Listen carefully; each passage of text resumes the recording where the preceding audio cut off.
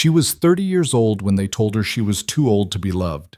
The train platform at Red Hollow stretched like a judgment seat, and Evelyn Hart stood at its center, travel-worn, dignified, alone.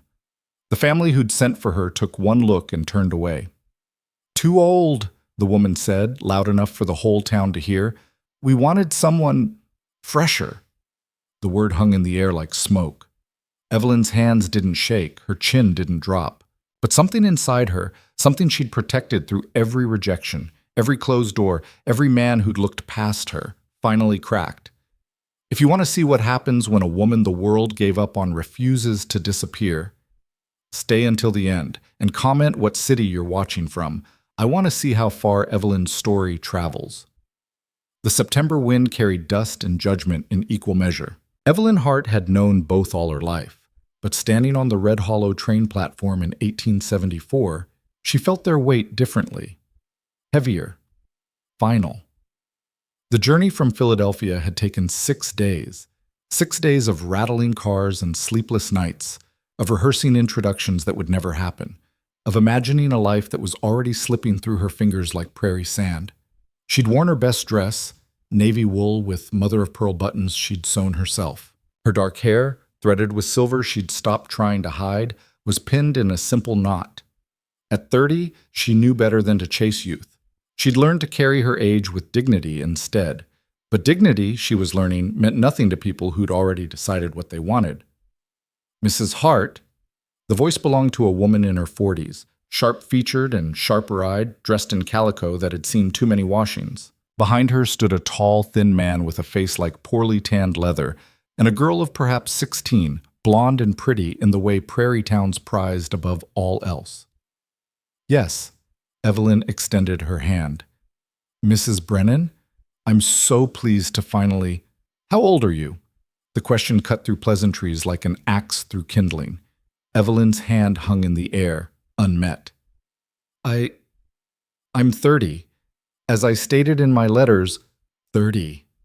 Mrs. Brennan's mouth twisted. She turned to her husband. "Jacob, the letter said 28. "I'm certain I wrote 30, Evelyn said quietly, though her heart had begun to hammer. "Perhaps there was a— We wanted someone younger." Mrs. Brennan looked Evelyn up and down with the same expression she might use examining a horse with bad teeth.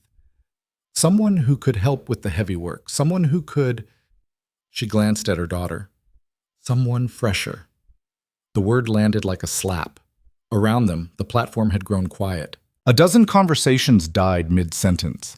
Heads turned, eyes watched. In a town of 300 souls, public shame spread faster than wildfire. "I'm perfectly capable of work," Evelyn said, keeping her voice level though her face had gone hot. "I've kept house for my brother's family these past 8 years. I can cook, clean, sew, tend gardens, preserve. We don't need a housekeeper," Mr. Brennan said, speaking for the first time. His voice was flat, dismissive. "We need help expanding the farm.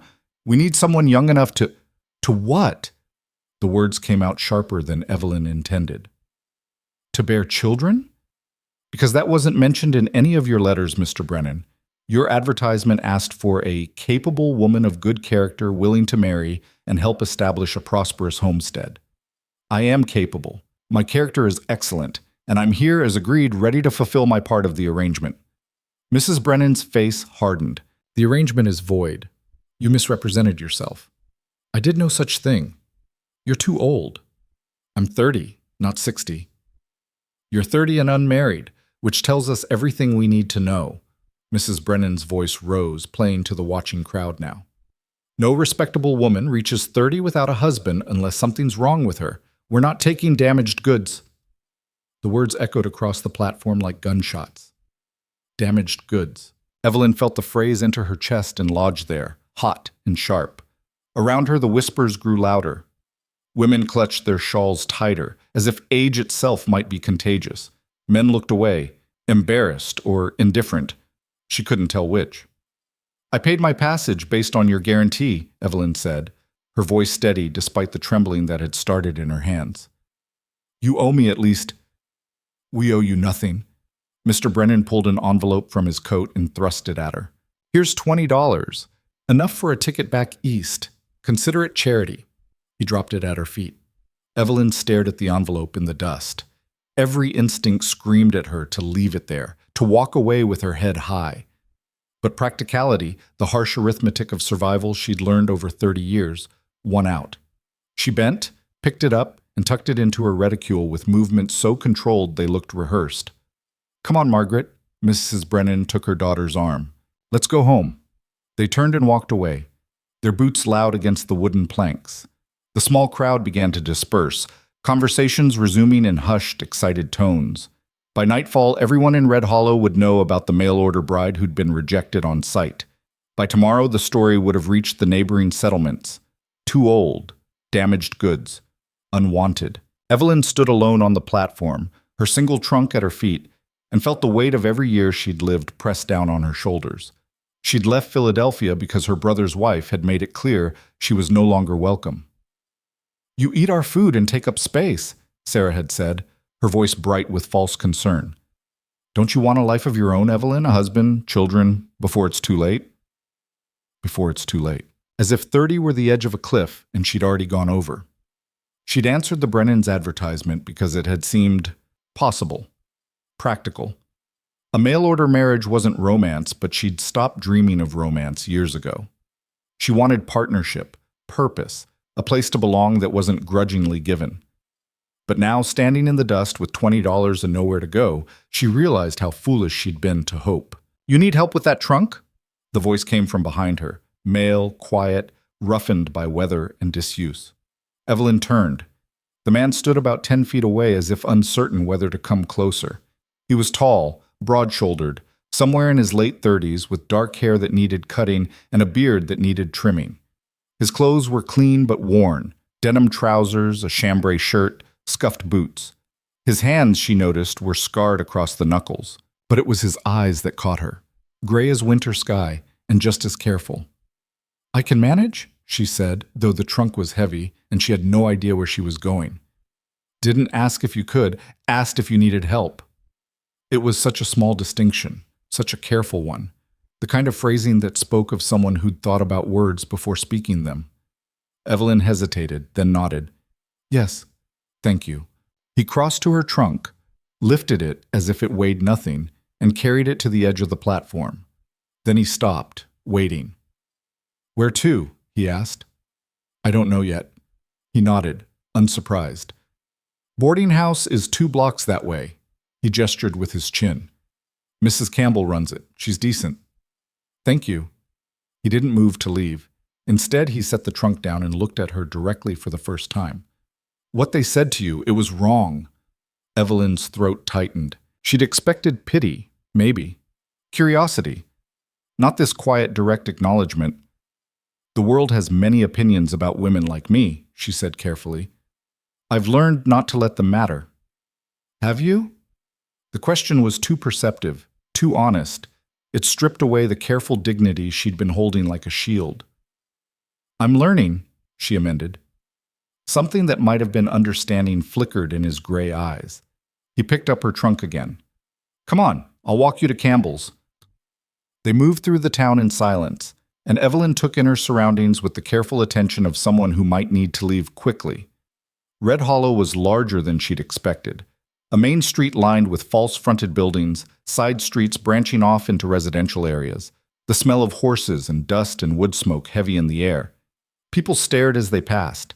A man carrying a rejected bride's trunk was apparently newsworthy. The boarding house was a 2-story structure with peeling white paint and a sagging porch. The man, she still didn't know his name, carried her trunk up the steps and set it down by the door. "Thank you," Evelyn said, "for your kindness." He nodded, started to turn away, then stopped. "You planning to stay in Red Hollow?" "I don't know. I haven't decided." "The Brennans were wrong," he said again, more firmly this time, "about you being too old, about the rest of it." "You don't know me." "Don't need to. I know them, and I know what I saw." He met her eyes, and Evelyn saw something there she hadn't expected. Recognition.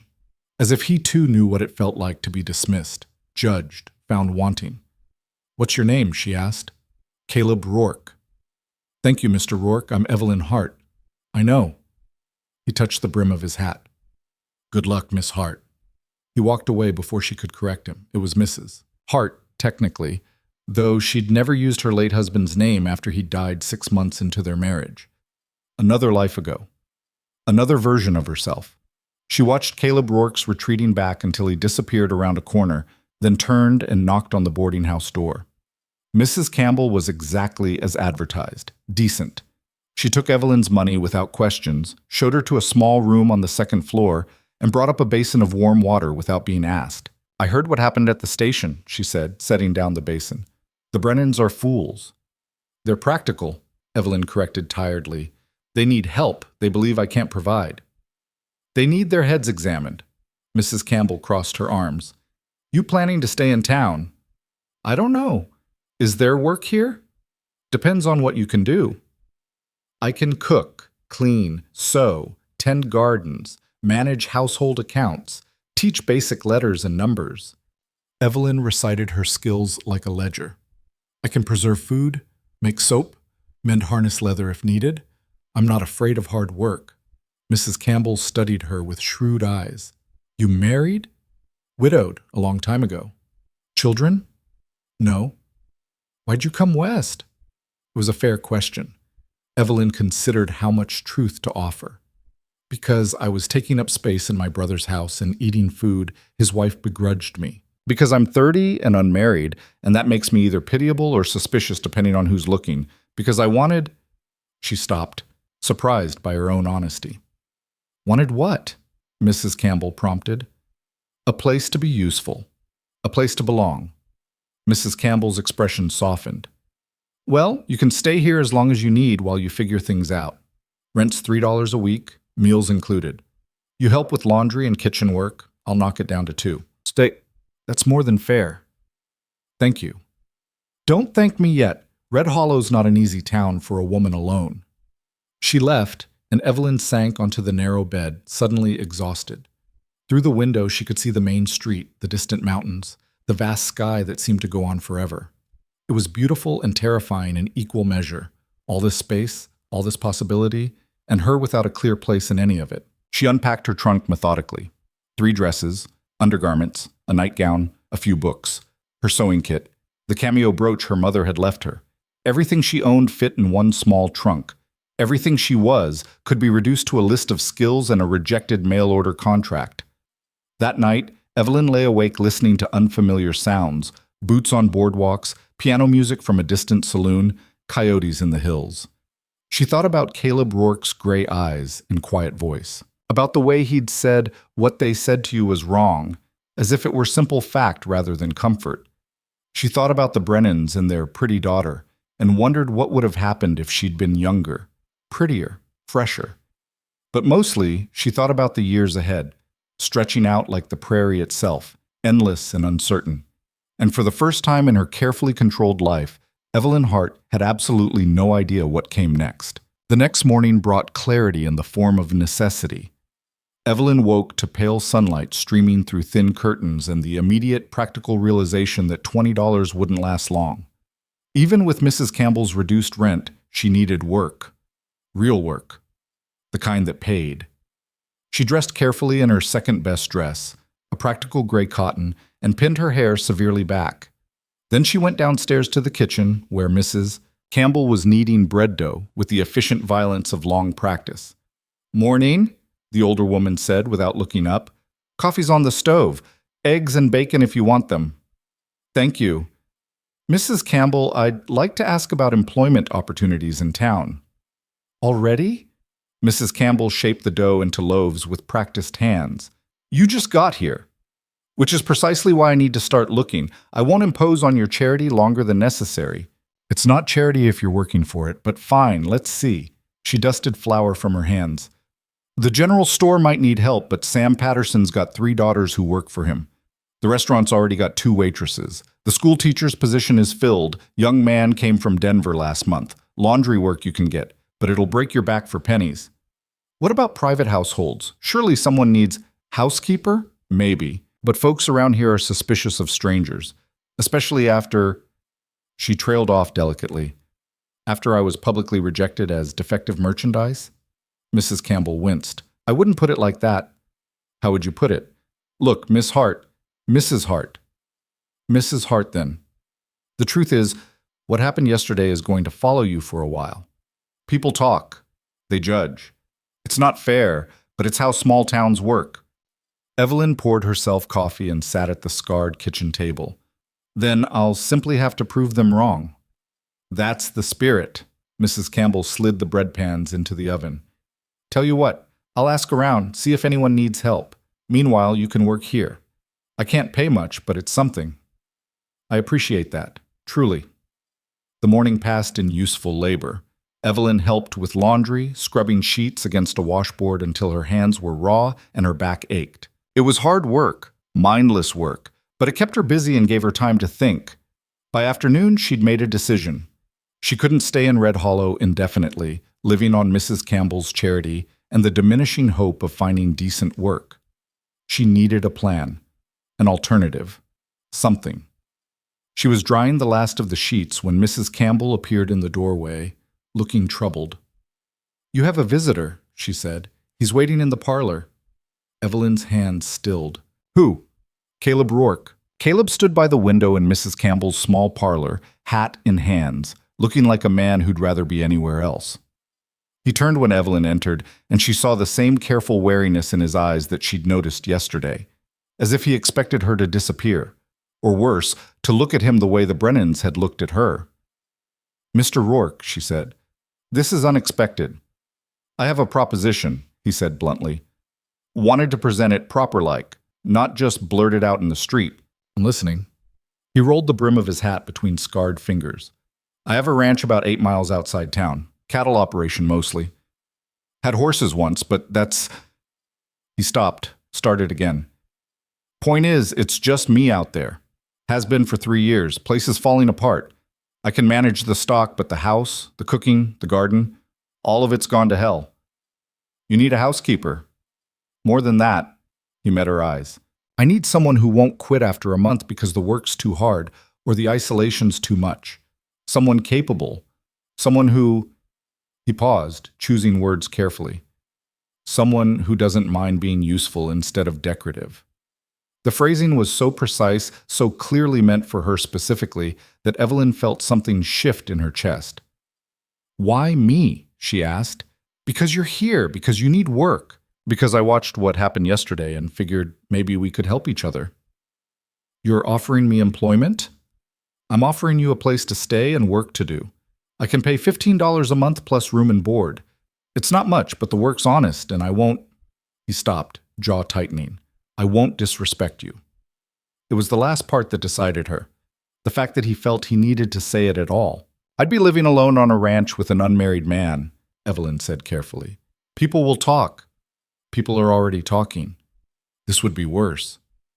Maybe, he shrugged. Or maybe they'll get bored and find something else to gossip about. Either way, I'm offering you a choice. You can stay here, hope something better comes along, spend your $20 waiting. Or you can come work for me, have a roof over your head, money coming in, time to figure out what's next. And if the situation becomes uncomfortable, his gray eyes were steady, then you leave. I'll drive you back to town myself. No questions asked. Evelyn studied him.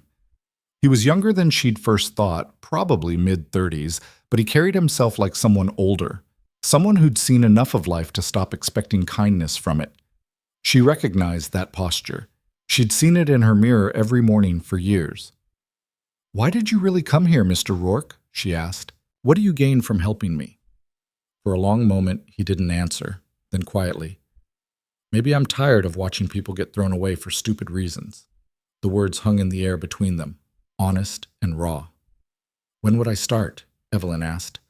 Something that might have been relief crossed his face. Tomorrow, if you're willing. I'll come by at first light with the wagon. Tomorrow, then. He nodded, put on his hat, and turned to leave. At the door, he stopped. Miss Hart? One more thing. Yes? Out at the ranch, there's no one to judge you, no one to call you too old or too anything. You can just be, if that matters. He left before she could respond. Evelyn stood in the parlor for a long time after he'd gone, listening to the distant sounds of the town, hammers and voices and wagon wheels. and feeling something she hadn't felt in years. Not hope exactly, but possibility. Mrs. Campbell was predictably worried. "You barely know the man," she said that evening, watching Evelyn repack her trunk. "He could be anyone. Anything. He's a rancher who needs help. I'm a woman who needs work. It's a practical arrangement. Practical arrangements can turn dangerous awful quick, especially for women alone." "I've been alone my whole life, Mrs. Campbell. This is just a different version of it." The older woman sighed. "At least take this." She pressed a small knife into Evelyn's hand. "Keep it under your pillow, just in case." Evelyn looked at the blade, worn but sharp, and felt an unexpected surge of affection for this woman who barely knew her but cared anyway. "Thank you," she said, "for everything. You come back if it doesn't work out. The room will be here." That night, Evelyn lay awake again, but this time her mind was full of questions rather than regrets. What was Caleb Rourke's ranch like? Why had he been alone for 3 years? What had happened to make him so careful, so wary of expectation? And beneath those questions, a deeper one. Was she making another mistake? Trading one uncertain situation for another, following a stranger into isolation because it was marginally better than being rejected in public? But when morning came and she heard the wagon pull up outside, Evelyn knew she'd already made her choice. She'd spent 30 years being careful, being practical, waiting for the right opportunity, the right man, the right moment to finally have a life of her own. And where had it gotten her? Rejected on a train platform, called too old at 30, dismissed as damaged goods. Maybe it was time to stop waiting for the right thing and just choose something, anything, even if it was risky, even if it was strange, even if it was a lonely ranch with a quiet man who looked at her like she might be real. Caleb Rourke helped her into the wagon without unnecessary conversation. Her trunk went in the back. Mrs. Campbell stood on the porch, worry written across her face, but respect too, and Evelyn felt a flicker of something that might have been pride. She was choosing this. Not being chosen, not waiting to be accepted. Choosing. The wagon rolled out of Red Hollow as the sun climbed higher, and Evelyn didn't look back. The landscape opened up before them, endless prairie broken by distant hills, grass rippling like water, sky so vast it made her feel simultaneously tiny and infinite. Caleb drove in silence, and Evelyn was grateful for it. She needed time to adjust, to breathe. After an hour, he spoke. "Ranch is another 20 minutes or so. It's not much to look at right now, but the land's good, water's reliable, stock's healthy, mostly." "You said you had horses once?" His hands tightened on the reins. "Yeah. What happened?" "Disease swept through 3 years back. Lost the whole herd in a week. 30 horses." His voice was flat, factual. "They were my wife's. She bred them, raised them from foals. When they died, she—" He stopped. Evelyn waited, but he didn't continue. "She's gone too," he said finally. "That's all that needs saying about it." "I'm sorry." "Don't be." It was a long time ago. But the way he said it, the careful neutrality, the absolute control, told Evelyn it wasn't long ago at all. Not in the ways that mattered. They rode in silence again, and Evelyn thought about loss. About the husband she'd buried after 6 months of marriage. About the children she'd never had. About the life she'd imagined at 20 that had slowly, inexorably turned into the reality of 30. Everyone carried something, she thought. Everyone had their dead horses and empty stalls. The ranch appeared gradually, first a distant smudge against the hills, then distinct buildings. A barn, a house, a few outbuildings. As they got closer, Evelyn could see the truth of what Caleb had said. The place was failing. Not dramatically, but steadily. Fences needed mending, paint had peeled to bare wood. The garden was overrun with weeds. But the bones were good. The barn was solid. The house, though neglected, had been built with care. Caleb pulled the wagon up to the house and jumped down. "I'll show you around." The house was worse inside than out. Dust covered every surface. Dishes were piled in the dry sink. The floors were tracked with mud. It smelled like abandonment, stale air and old smoke and loneliness. "I know it's bad," Caleb said, watching her take it in. "Haven't had much time for housekeeping." "Or inclination," Evelyn observed. "That too." She walked through the rooms slowly. A main room with a fireplace and table, a small kitchen, 2 bedrooms. The furniture was simple but well made. There were books on a shelf, which surprised her. A rocking chair by the fireplace with a faded quilt draped over it. That was hers, Caleb said, following her gaze. Sarah's, my wife. I keep meaning to put it away, but he shrugged. You don't have to explain, Evelyn said. I understand holding on to things. He looked at her for a long moment, then nodded. Your room's through here. It was small but private, with a narrow bed, a washstand, and a window looking out toward the mountains. Clean enough that she could tell he'd made an effort. It'll do nicely, she said. Thank you. I'll bring your trunk in. Then I need to check on the stock. Kitchen's yours to use however you want. There's supplies in the pantry, flour, beans, coffee, some jerky, not much else. I usually just make do with whatever's easy. I'll make dinner, Evelyn said, a proper one. Something that might have been gratitude flickered across his face. Appreciate that. He left her alone to settle in, and Evelyn stood in the small bedroom, looking out at the vast prairie, and felt the strangest sensation of rightness. Not happiness, exactly. Not comfort, but something close to peace. She'd been rejected, humiliated, sent away like defective merchandise, and somehow, impossibly, she'd ended up here. In a failing ranch with a grieving widower who barely spoke, with work to do and a place to sleep and no one to judge her for being too old or too anything. Evelyn Hart allowed herself a small, private smile. Then she rolled up her sleeves and went to see about making something out of this mess. The pantry was worse than the house. Evelyn stood in the narrow space off the kitchen, taking inventory by the light of a single lamp. Flour, weevil-infested. Beans, mostly good, but dusty. Coffee, stale. A few tins of tomatoes, their labels faded and peeling. Jerky so hard it could probably be used as building material. And in the corner, a sack of potatoes sprouting eyes like some botanical nightmare. She carried the ruined flour outside and dumped it behind the barn, watching the wind scatter it across the dirt. Then she salvaged what she could and got to work. By the time Caleb returned from checking the stock, the kitchen had been transformed.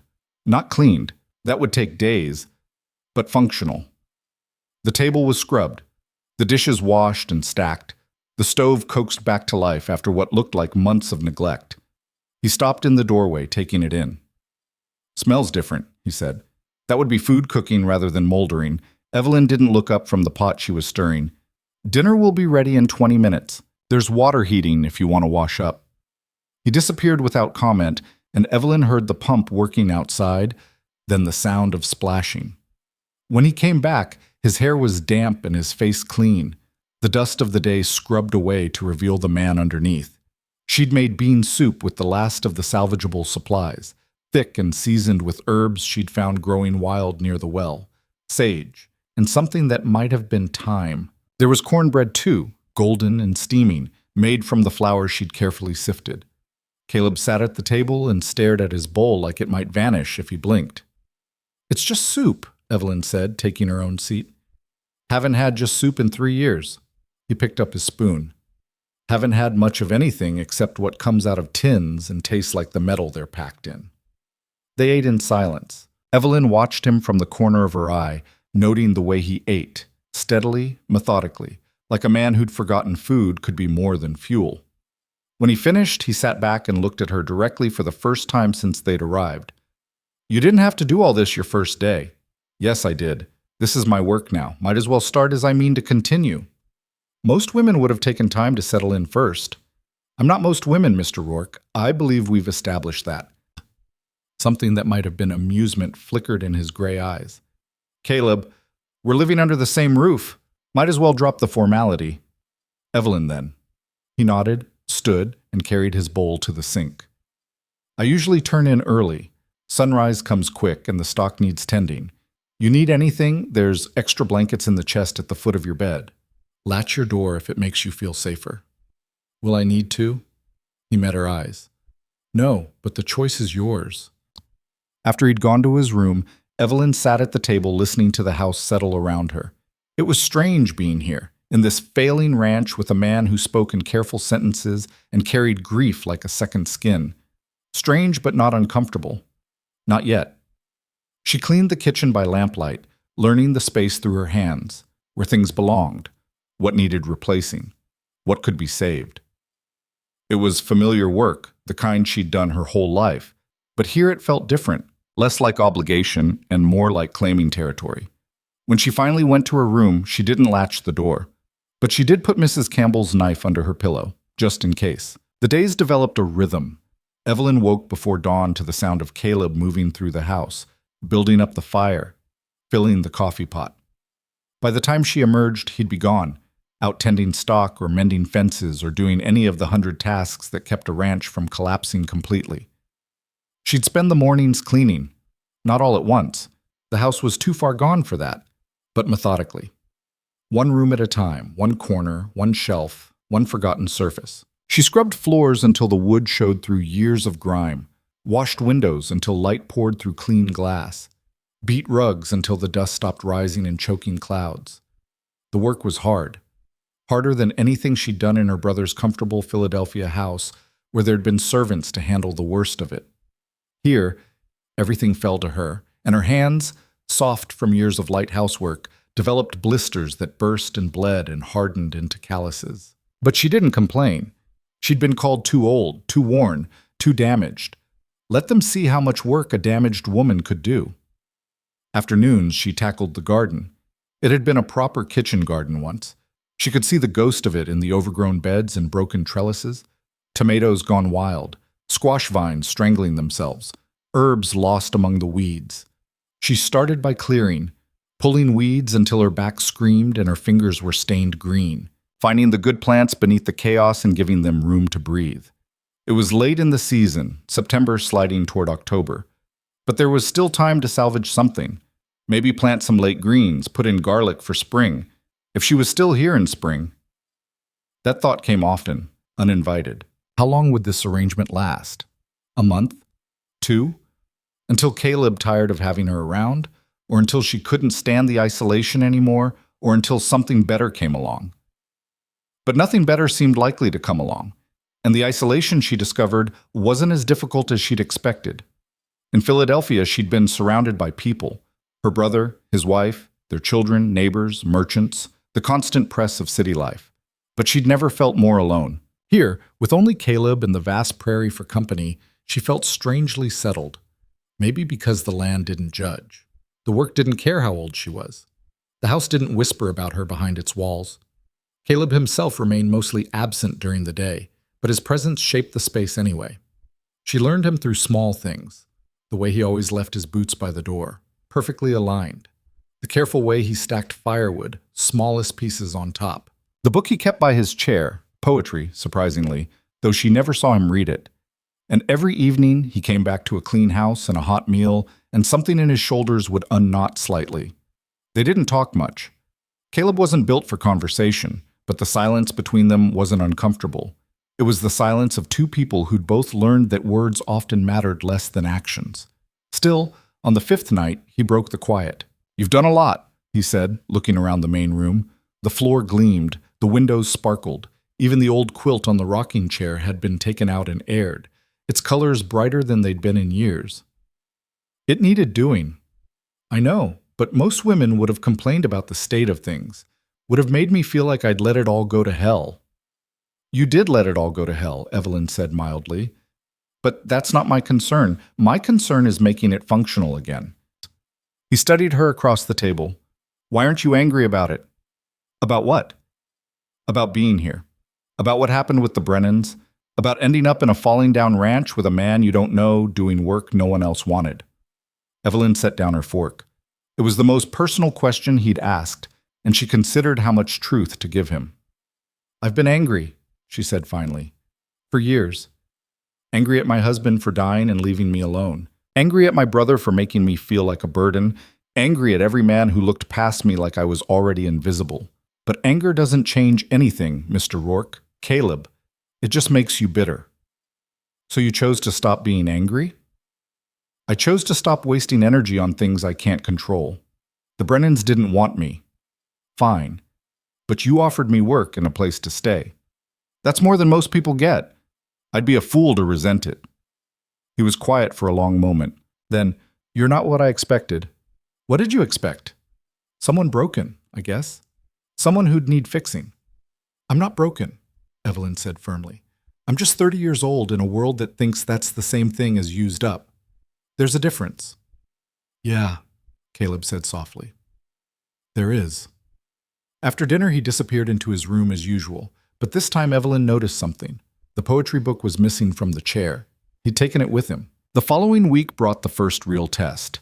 Evelyn was in the garden trying to coax a few last tomatoes from dying vines when she heard the sound of horses. She straightened, shading her eyes against the afternoon sun, and saw 3 riders approaching the house. Her stomach tightened. Visitors meant questions. Judgment. The outside world intruding on the fragile peace she'd found here.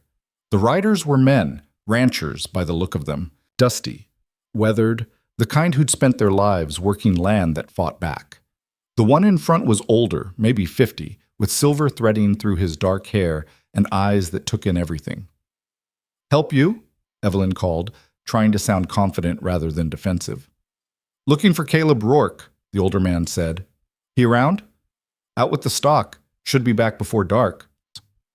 The man's gaze swept over her, taking in her work-stained dress, the dirt on her hands, the garden tools scattered around her feet. You the new housekeeper? The way he said it made it clear what he really meant. You the woman he's keeping? I work here, yes. Interesting. He dismounted and the other 2 followed. Name's Thomas Garrett. These are my sons, James and Robert. We run the spread north of here. Evelyn Hart. Hart. Garrett's eyes narrowed. You the mail-order bride the Brennans turned away? There it was. The story that would follow her forever. I am. Thought you'd left town. I found other employment. I'll bet you did. The tone was just this side of insulting, and Evelyn felt her spine straighten. Mr. Garrett, if you're here to see Caleb, you're welcome to wait. If you're here to insult me, you can leave.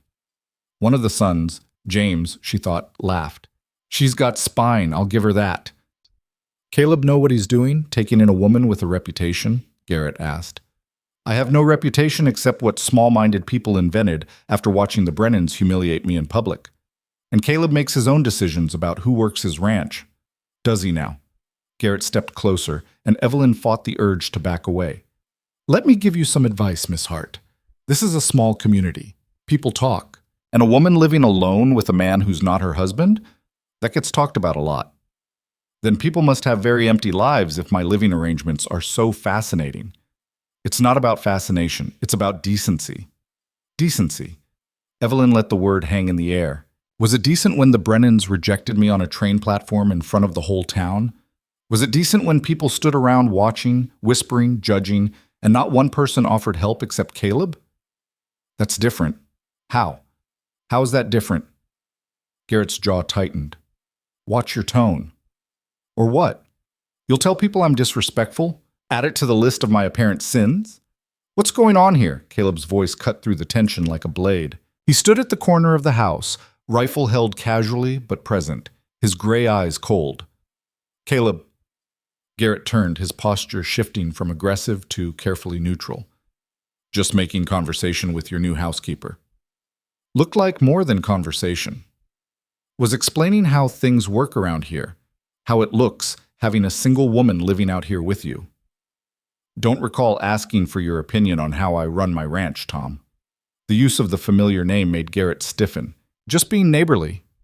Neighborly would be minding your own business. Caleb's voice was flat, final. You need something, or did you just ride 8 miles to harass my employee? We came to ask about the water rights meeting next month, but if you're going to be hostile, I'll be at the meeting. Anything else? The 2 men stared at each other, and Evelyn could feel the weight of old conflicts she didn't understand. Finally, Garrett nodded. That's all. For now. He mounted his horse, his sons following. Before riding off, he looked at Evelyn one more time. Advice stands, Miss Hart. Reputation's all a woman has. Lose it, and you've got nothing. Good thing I never had one to begin with, Evelyn shot back. After they'd gone, the prairie swallowing the sound of hoofbeats, Caleb turned to her. You all right? Fine. Evelyn's hands were shaking, and she clasped them together to hide it. Just another day of being judged for existing. Tom Garrett's a bastard. Always has been. He seemed to think he was being helpful. He was being controlling. It's what he does. Caleb leaned the rifle against the wall. What he said about reputation doesn't matter. It does to you. Evelyn met his eyes. What matters to me is having work and a place to stay. Everything else is just noise. But that night, lying in her narrow bed, she couldn't stop hearing Garrett's words. Reputation's all a woman has. Lose it, and you've got nothing. She'd lost her reputation the moment the Brennans rejected her. Or maybe she'd never had one worth protecting. Either way, she was here now, in a failing ranch with a widowed rancher, and the whole county apparently had opinions about it. Let them talk, she thought fiercely. Let them whisper and judge and clutch their pearls. She had work to do.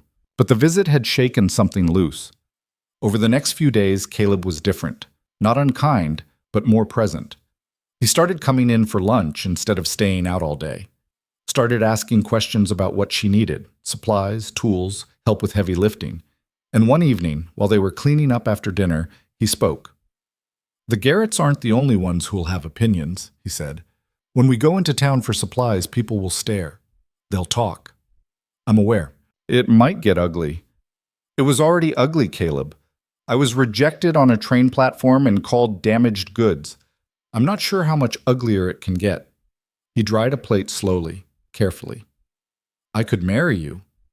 Evelyn's hands stilled in the wash water. What? Not for real. I mean, legally real, but not...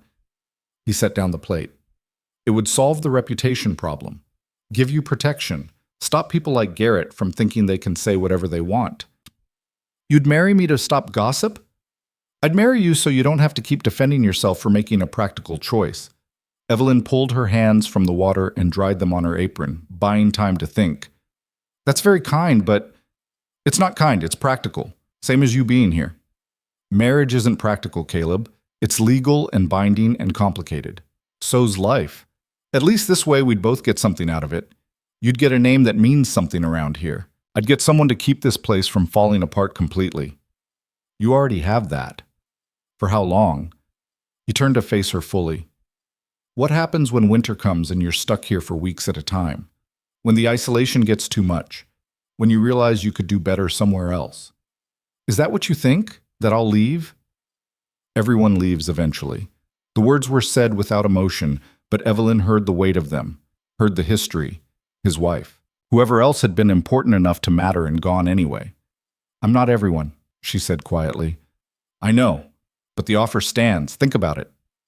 He left her alone in the kitchen, and Evelyn stood there, hands dripping, mind racing. Marriage. To a man she barely knew. A man who'd offered it the way someone might offer a business arrangement, practical, emotionless, transactional. But wasn't that what she'd been looking for when she'd answered the Brennans' advertisement? A practical arrangement? Partnership without pretense? The difference was Caleb wasn't pretending this was anything other than what it was. A solution to a problem, a way to stop the judgment, the whispers, the constant battle against other people's opinions. And maybe, she thought, that was more honest than romance. She didn't answer him that night, or the next day, or the one after that, but the question hung between them, unspoken but present, changing the shape of their interactions. Caleb didn't push. He simply continued offering small gestures of consideration, fixing the garden gate without being asked, bringing her wildflowers he'd found while checking fences, sitting with her for a few minutes after dinner before disappearing to his room. And Evelyn kept working. Kept transforming this house from abandoned to lived in, kept proving to herself, and maybe to him, that she could handle this life. On the 10th day, she found him in the barn, mending harness leather by lantern light. Caleb. He looked up, and in the golden glow of the lamp, she could see the question in his eyes. Your offer, she said, about marriage. Is it still open? Yes. Why? Really why? Not the practical reasons you gave before. He set down the leather and all. Because I watched them break you on that platform and you didn't stay broken. Because you came here and made something out of nothing without complaining once. Because... He paused, searching for words. Because you see this place as something worth saving instead of something already lost. And maybe that's what I need. Someone who doesn't think everything's already over. Evelyn stepped further into the barn, breathing in the smell of hay and horses and old wood. I'm not good at being what people expect, she said. I'm too old, too plain, too practical. I don't know how to be soft or sweet or whatever wives are supposed to be. I don't want soft or sweet. I want capable, honest, someone who won't leave when things get hard. I can't promise that. I don't know what the future holds. No one does, but I'm willing to bet on you anyway. The words settled over her like a blanket. Not warm exactly, but solid, real. If we do this, Evelyn said slowly, I want it understood that I'm not here to replace Sarah. I'm not trying to be her. Something flickered in his eyes, pain, maybe, or relief. I know, and I'm not looking for her again. That part of my life is over. Then what are you looking for? Someone to share the work with. Someone to sit across the table from who doesn't make me feel alone even when we're not talking. He met her eyes. Someone who understands that sometimes survival is enough.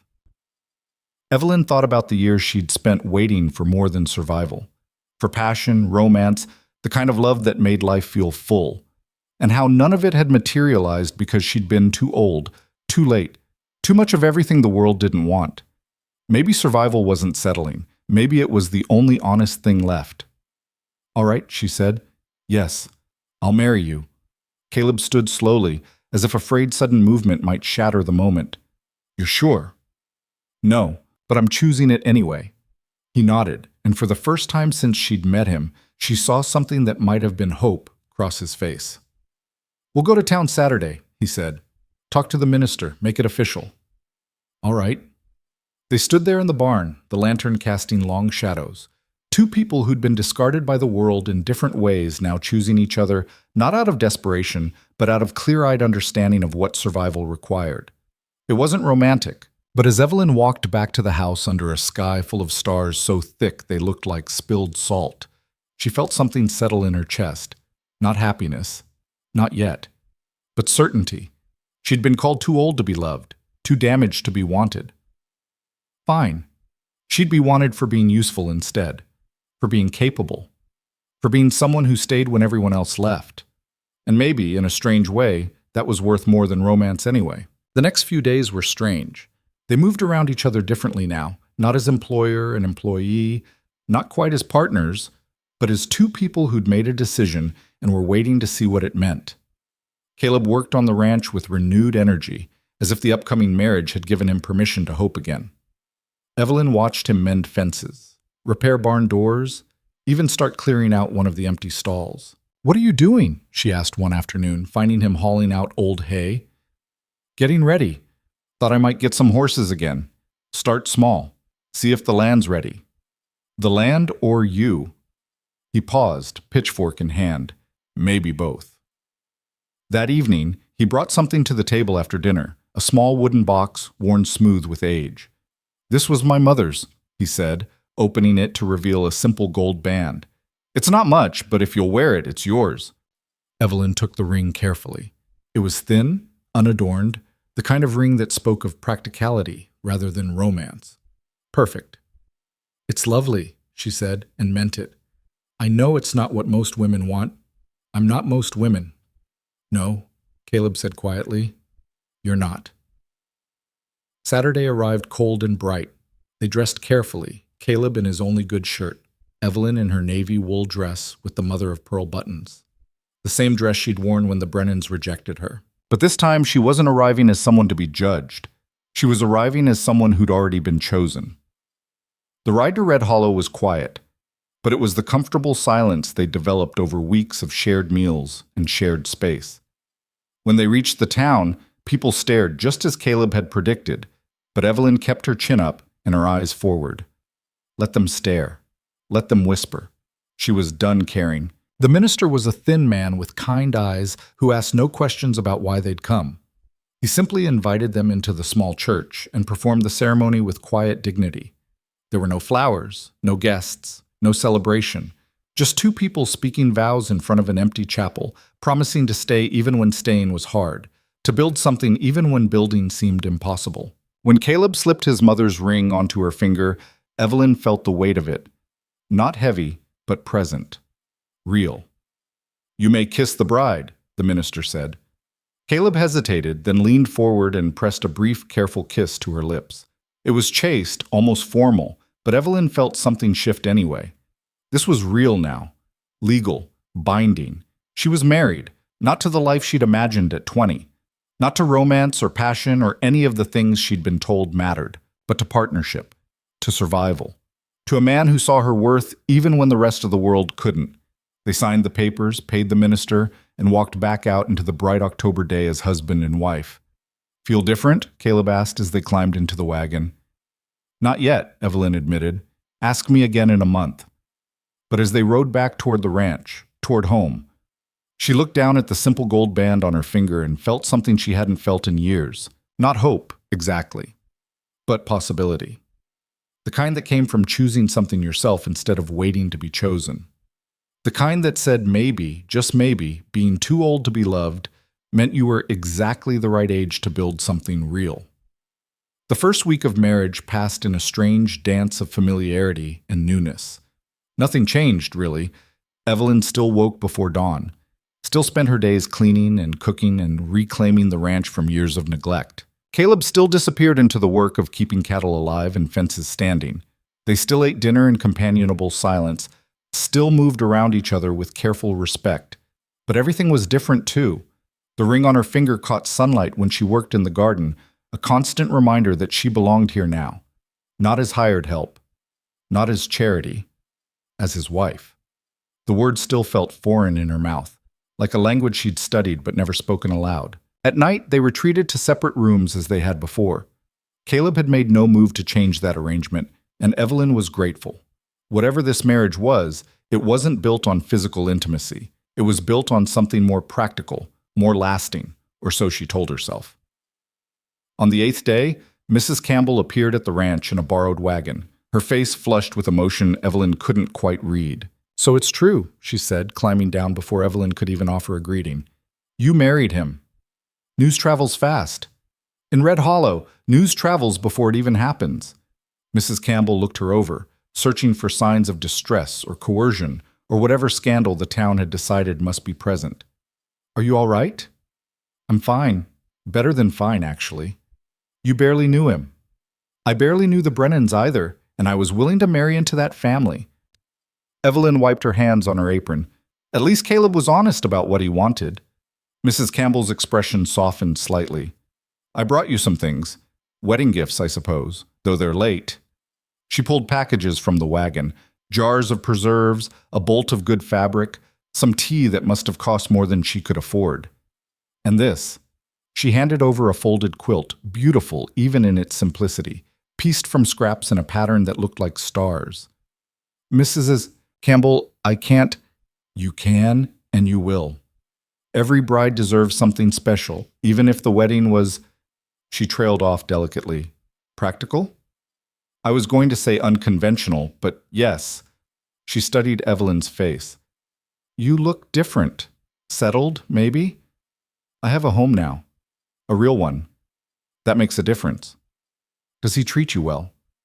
The question was asked carefully, but Evelyn heard the real concern beneath it. She thought about Caleb's quiet consideration, the way he'd fixed the garden gate without being asked. The morning she'd found fresh milk waiting because he'd remembered she preferred it in her coffee. "He treats me with respect," Evelyn said, "which is more than most women get." Mrs. Campbell seemed satisfied with that answer.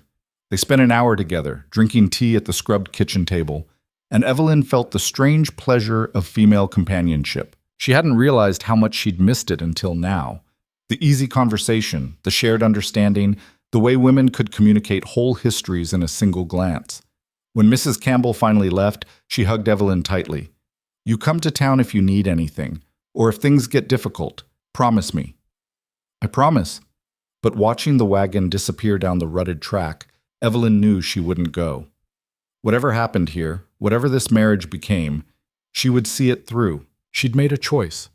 She would live with it. That evening, Caleb came in earlier than usual, his face troubled. "Tom Garrett stopped by the north pasture today," he said, washing his hands at the pump. "Wanted to talk about the water rights meeting." And? And he made it clear he thinks our marriage is a sham, said people are talking, said it doesn't look right. Us getting married so quick after you arrived? Evelyn felt heat rise in her face. What did you tell him? Told him to mind his own business, but he's got influence in the valley. If he decides to make trouble, let him make trouble. We've done nothing wrong. Haven't we?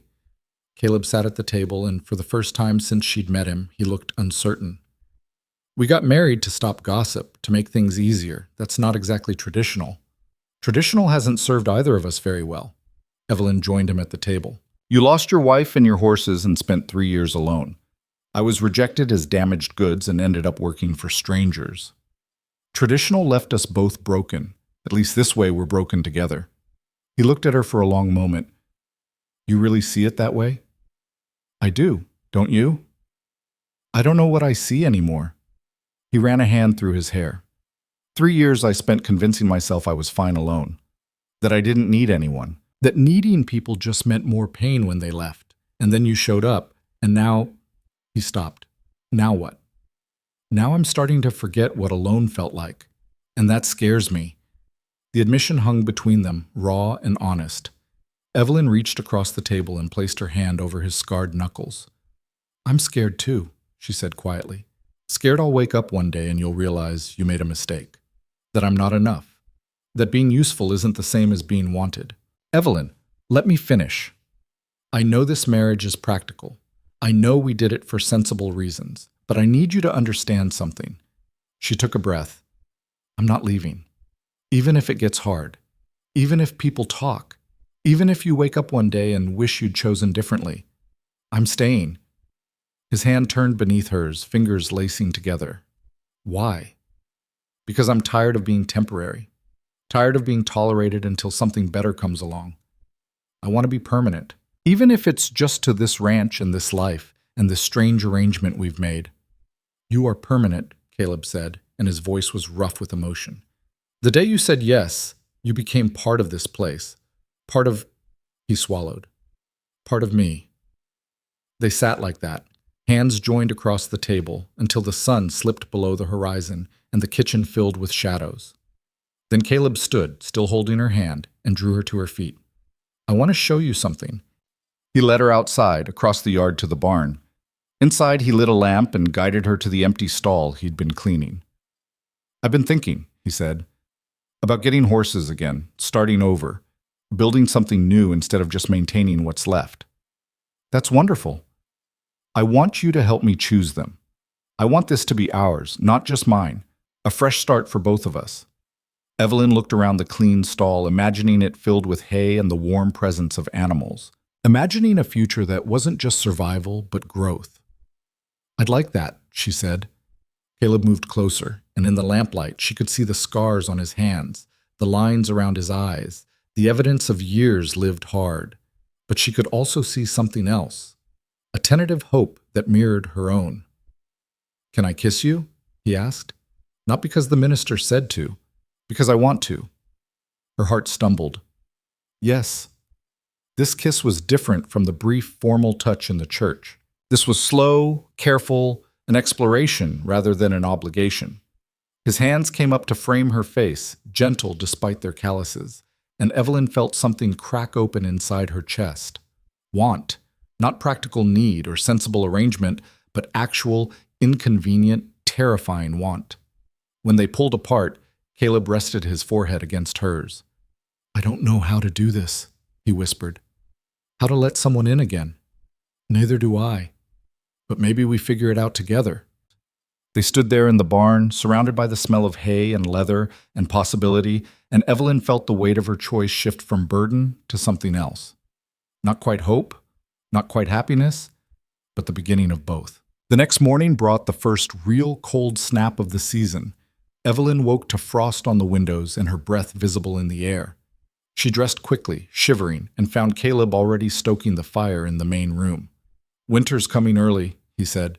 We need to prepare. What followed was a week of urgent work. They spent long days preserving what remained of the garden vegetables, packing root crops in sand, making sauerkraut in heavy crocks. Caleb brought in extra firewood, stacking it against the house until the pile reached the eaves. They checked the barn for drafts, repaired the chicken coop Evelyn hadn't even known existed, and inventoried supplies with the grim efficiency of people who understood that winter on the prairie could kill the unprepared.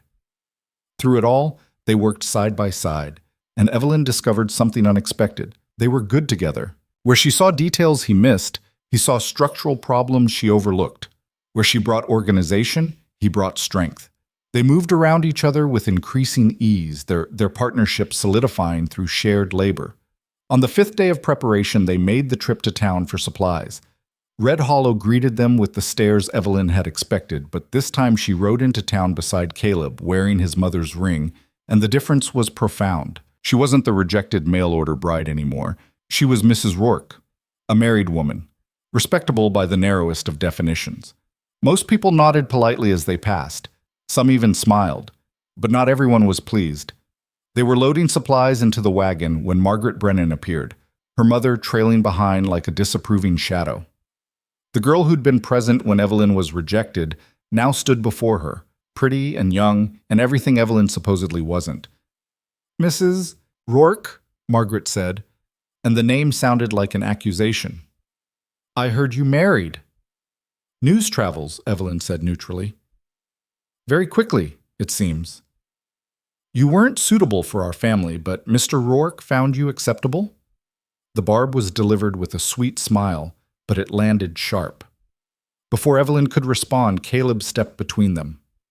"My wife is more than acceptable," he said, his voice cold enough to freeze water. "She's the most capable woman I've ever met, and if the Brennans were too stupid to see that, it's their loss." Mrs. Brennan drew herself up. "How dare you? How dare I what? Tell the truth? You humiliated her in public, called her damaged goods, and threw money at her feet like she was a beggar. And now you're offended that someone else saw her value?" He moved closer, and Evelyn saw Margaret step back. "Stay away from my wife, both of you. You had your chance to treat her with respect. You chose differently." He turned, took Evelyn's arm, and guided her to the wagon.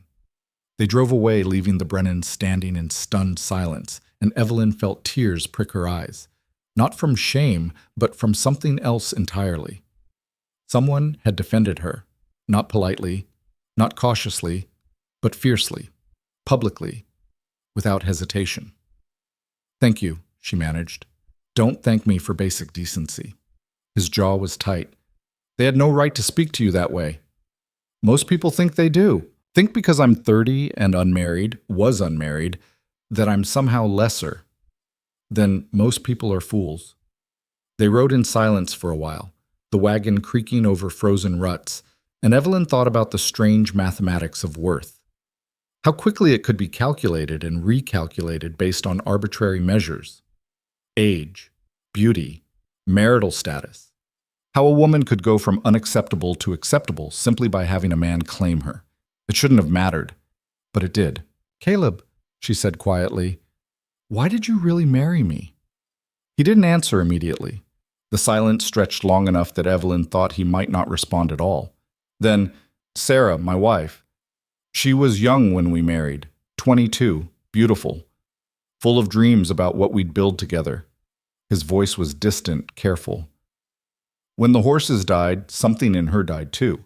She stopped eating, stopped talking, just faded away like morning fog. And I couldn't stop it, couldn't fix it, couldn't make her want to stay." "Caleb, she didn't leave because she stopped loving me. She left because she couldn't bear what we'd lost. And I spent 3 years thinking if I'd been different, stronger, better, maybe she would have stayed." He looked at Evelyn. "Then I saw you on that platform, saw them break you, and you didn't fade. You got angry, you stood straight, you survived. And I thought," he swallowed, "I thought maybe that's what I needed, someone who knew how to survive loss instead of being destroyed by it." Evelyn felt the words settle into her bones. "So you married me because I'm damaged enough to understand?" "I married you because you're strong enough to carry it." It wasn't romantic, it wasn't even particularly kind, but it was honest, and Evelyn found herself grateful for that honesty even as it hurt. "I'm not as strong as you think," she said. "Neither am I. But maybe together we're strong enough." November arrived with bitter wind and early snow. The ranch transformed into something beautiful and harsh, white expanses broken by dark fence lines, the mountains sharp against gray skies. Evelyn had never experienced a prairie winter before, and the isolation was profound. Some days, the only human voice she heard was Caleb's. Some days he didn't speak at all. But the silence wasn't lonely anymore. They'd developed a language beyond words, gestures and glances and small acts of consideration. Caleb started keeping the coffee hot all morning because she liked to have a second cup. Evelyn learned to make biscuits the way his mother had, using the recipe she found in a flour-dusted book in the pantry. They still slept in separate rooms, but some nights, when the wind howled hard enough to rattle windows, Caleb would sit in the main room until late, reading his poetry book by firelight. And Evelyn would join him, bringing her mending, content to share the space without needing to fill it with conversation. It was during one of these quiet evenings that everything changed. Evelyn was halfway through darning a sock when Caleb suddenly closed his book and looked at her. "I need to tell you something," he said. The seriousness in his tone made her set down her mending. "All right. The ranch is failing, not slowly anymore. Actually failing. I've been selling off cattle to cover debts, but it's not enough. Another bad season, and I'll lose everything." Evelyn's stomach dropped. "How bad is it?" "Bad enough that marrying you might have been the most selfish thing I've ever done. I gave you stability that doesn't exist. Promised you a home that might not be here in 6 months. Why didn't you tell me before?" "Because I'm a coward. Because I wanted to believe I could fix it before you had to know. Because—" He stood, agitated. "Because you'd already been lied to enough. You deserved honesty, and I couldn't give it to you." Evelyn stood too. "What changed? Why tell me now?" "Because keeping it secret feels worse than the truth. And because if this marriage is going to mean anything, it needs to be built on more than just convenience." She crossed to him, taking his face in her hands and forcing him to look at her. "Listen to me. I didn't marry you for stability. I married you because you were the first person in years who saw me as something other than a problem to solve. You think I didn't notice the ranch was struggling, the empty stalls, the sold-off stock? I'm not blind, Caleb." "Then why did you stay?" "Because struggling together is better than succeeding alone. Because I'd rather fight for something worth saving than have something easy that means nothing. We might lose everything. Then we lose it together." She held his gaze. "I've been poor before. I've been unwanted and alone and desperate. What I haven't been is part of something that mattered. If this ranch fails, we'll figure out what comes next. But we'll figure it out together." Caleb pulled her close, and Evelyn felt the tremor in his hands, the barely controlled emotion he kept locked so carefully away. "I don't deserve you," he whispered against her hair. "You don't get to decide that. I do. And I choose this. I choose you, failing ranch and all." They stood there by the fire, holding each other while wind screamed outside and snow piled against the windows. And Evelyn felt something shift inside her chest, something that had been frozen for years finally beginning to thaw. This wasn't the life she'd imagined. It was harder, more uncertain, built on honesty instead of romance, on survival instead of comfort. But it was hers. Theirs. And that made all the difference. The next morning brought unexpected visitors. Evelyn was making bread when she heard horses outside. Through the window, she saw 4 men dismounting, rough-looking, unfamiliar, the kind who carried violence in their posture. Fear spiked through her. Caleb was in the south pasture, checking on cattle. She was alone. The knock came hard and demanding. Evelyn wiped flour from her hands, grabbed the heavy iron poker from beside the stove, and opened the door only wide enough to see out. "Help you?" she asked, keeping her voice steady. The man in front was large, unshaven, with eyes that assessed her like property. "Looking for Caleb Rourke. He around?" "Out working. What's this about?" "Business. Private business?" "Then you can discuss it with him when he returns." She started to close the door, but the man's boot stopped it. "Not that kind of private, the kind where we come in and wait." "No." "Wasn't asking, lady." Evelyn raised the poker. "I said no. You want to wait? You wait outside. This is my home." The man laughed. "Your home? Heard you were just the whore he picked up when the Brennans didn't want you." The word hit like a slap, but Evelyn didn't flinch. "Get off my property." "Or what? You'll hit me with that poker? Be my guest. Love to see you try." He pushed the door harder, and Evelyn had a split second to decide, retreat or fight. She swung the poker hard at his hand. The iron connected with a satisfying crack, and the man jerked back with a howl of pain. "You crazy bitch! I gave you a chance to leave. You didn't take it." Evelyn stood in the doorway, poker raised, and felt fury burn through fear. "This is my home, my land. You're trespassing. Leave now or I'll do worse than bruise your hand." The men stared at her like she'd sprouted wings. Then one of them laughed. "She's got fire. I'll give her that." "Shut up," the injured man snarled, but he stepped back. "Fine. We'll wait out here. But when Rourke shows up, tell him Clay Morrison wants his money. 3 months overdue. We're done being patient." They retreated to their horses, and Evelyn slammed the door, her hand shaking so badly she could barely work the latch. She sagged against the wood, the poker clattering to the floor, and felt the delayed rush of terror wash over her. Debt collectors. That's what this was. The failing ranch had actual wolves at the door. She didn't have time to process it. Minutes later, Caleb came riding hard across the pasture, and Evelyn knew someone must have warned him. He dismounted before his horse fully stopped, his face white with fear. "Are you hurt?" he demanded, bursting through the door. "I'm fine. They're outside. Morrison and his men. They want money you owe them." Caleb's expression shifted from relief to dread. "How much did they say?" "Didn't specify. Just said 3 months overdue." He closed his eyes briefly. "It's the loan I took last spring to buy feed after the winter killed off half my hay stores. I've been trying to pay it back, but there's nothing to pay with." "Yeah. How much do you owe?" $300. It might as well have been 3,000 for all the hope in his voice. Evelyn thought about her $20 from the Brennans, long since spent on supplies. About the $15 a month Caleb had promised to pay her, which she'd never actually received. What happens if you can't pay? They take the ranch, everything. It's in the loan terms. Outside, boots stomped on the porch, and Morrison's voice called through the door, "Rourke, get out here. We need to talk." Caleb's jaw tightened. "Stay inside." "Like hell I will. This is my home too." She followed him outside, and the 4 men turned to assess them both. Morrison's hand was already swelling where she'd hit him. "Rourke," Morrison said, "time's up. You got my money?" "Not all of it, but I can give you 50 now and the rest by spring." "Spring?" "We agreed on 3 months. That was September. It's November. You're in default." "I know. I just need more time. The cattle aren't worth what you owe, and we both know it. Half-starved. Poor stock. You think I'm stupid? I think you're a businessman, and taking this ranch does you no good. It's failing. But give me until spring. Let me sell off the herd properly, and I can pay you back with interest." Morrison considered this. "What's to stop you from running, taking what stock you have left and disappearing?" "Where would I go? This land is all I have." "You've got her now." Morrison gestured to Evelyn. "That changes things. Man with a wife has more reason to run. Or more reason to stay and fight," Evelyn said coldly. "We're not going anywhere, and if you think we'll just hand over everything we've worked for without exhausting every option, you're mistaken." Morrison studied her. "You hit me with a poker. You tried to force your way into my home. I showed restraint by not aiming for your head." One of the other men laughed again. Morrison shot him a glare, then turned back to Caleb.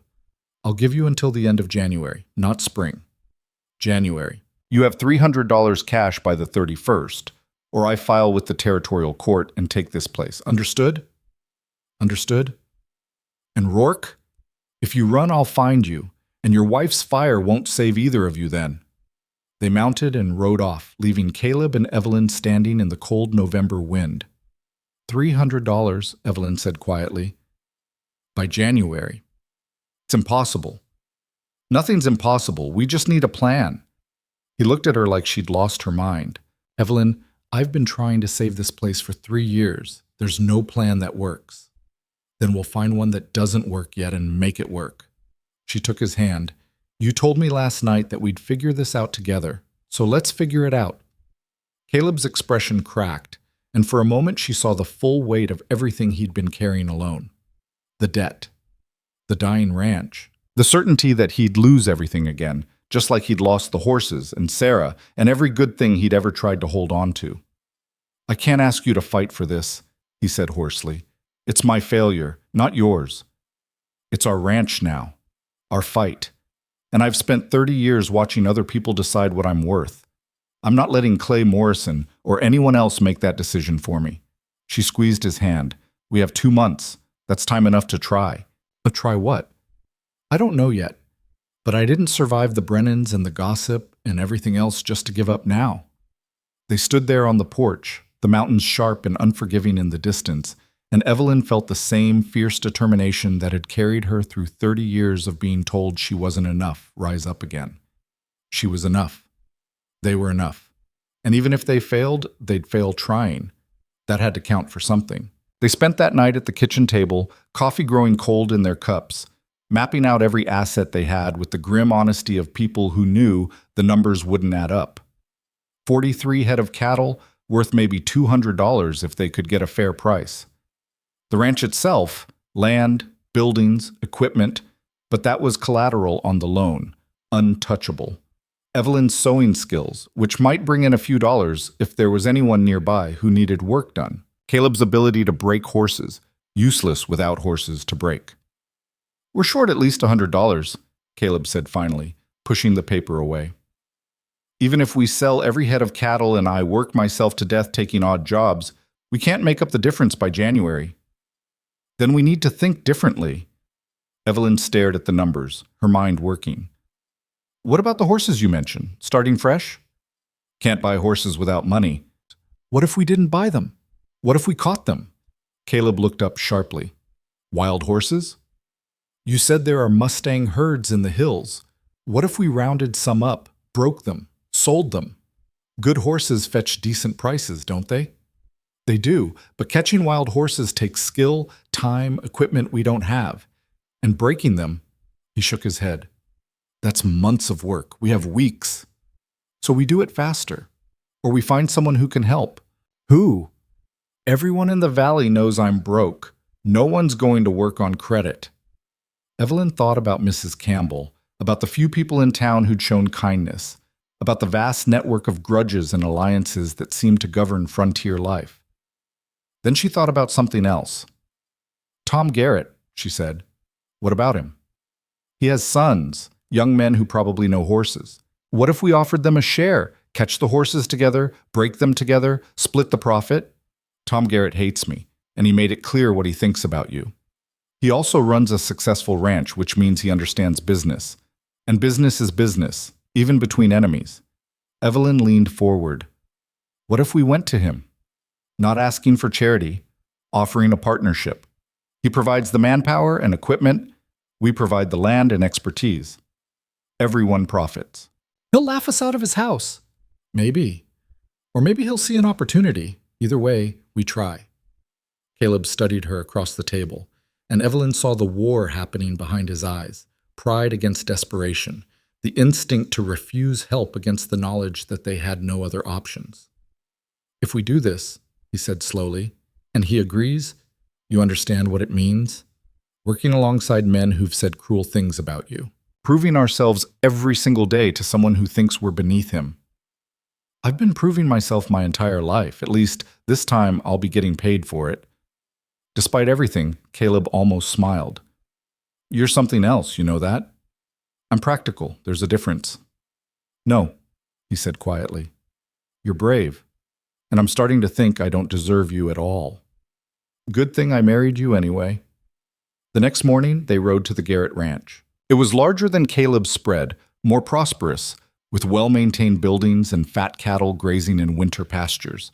The kind of place that spoke of generations of careful management and good luck in equal measure. Tom Garrett met them on the porch, his sons flanking him like sentries. His expression when he saw them was everything Evelyn had expected. Surprise, disdain, and barely concealed contempt. Rourke, he said, didn't expect to see you here. Thought you'd be too proud to come begging. Not begging, Caleb said evenly, offering a business proposition. Is that right? Well, let's hear it, though I can't imagine what you have that I'd want. Evelyn stepped forward before Caleb could respond. Access to wild horse herds in the hills east of our property. Good stock, strong bloodlines.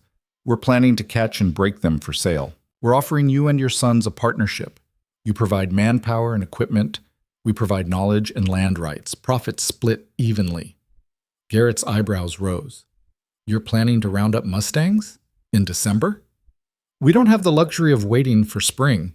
No, I suppose you don't. Heard Morrison paid you a visit yesterday. $300 by January, isn't it? The fact that he already knew shouldn't have surprised her.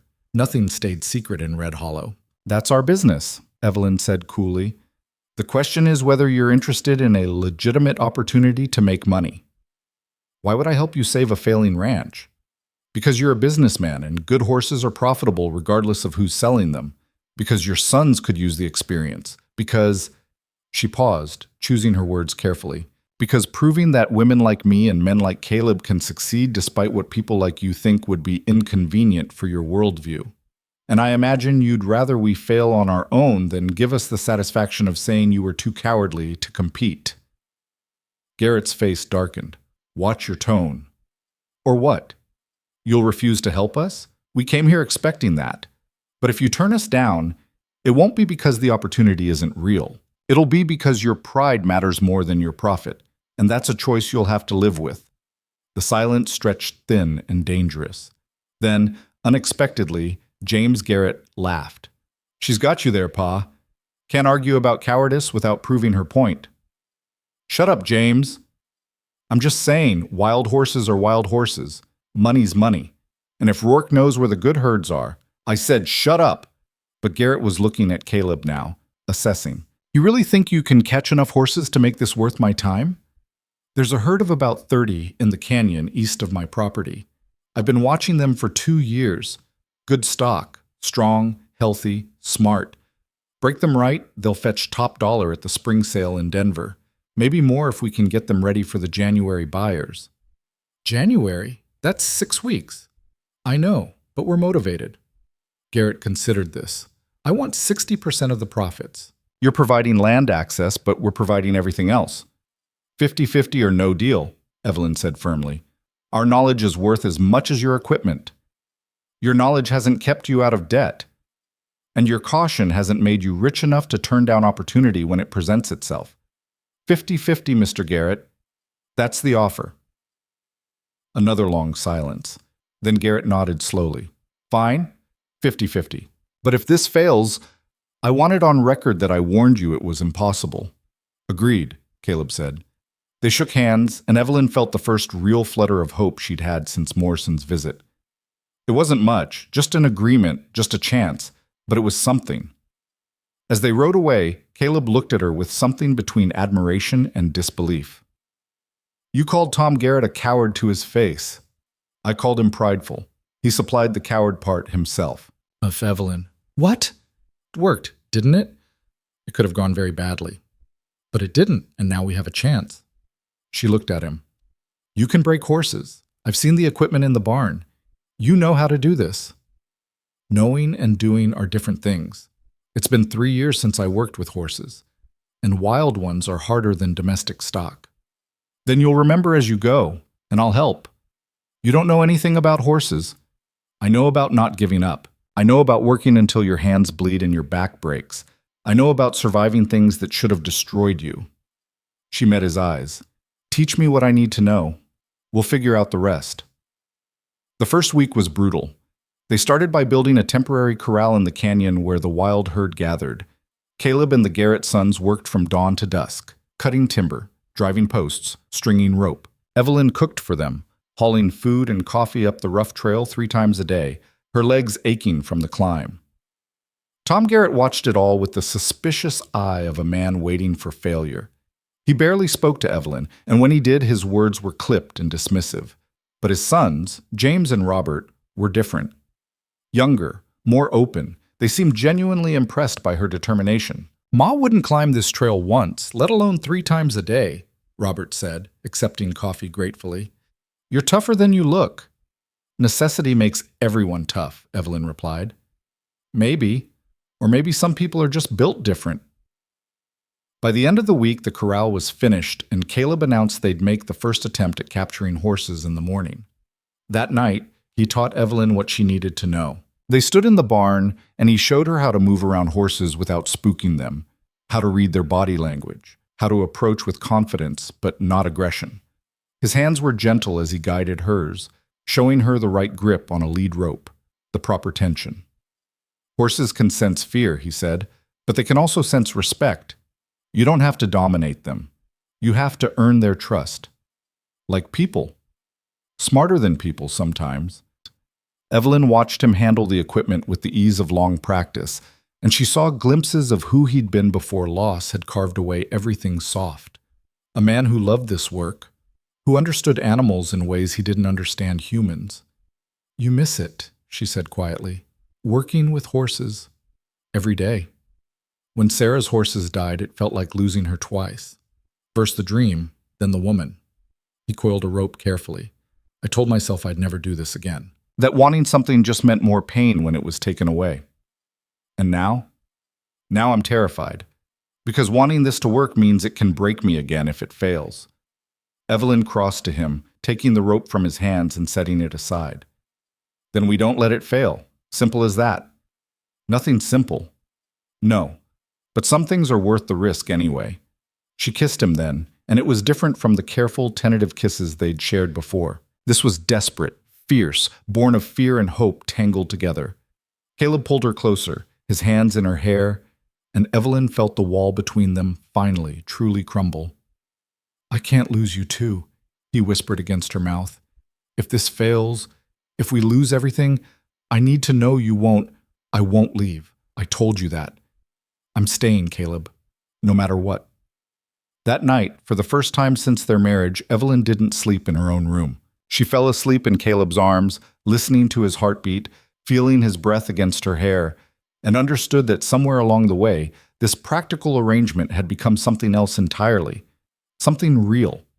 Something worth fighting for. Something like love. The next morning came too early. They gathered in the gray pre-dawn.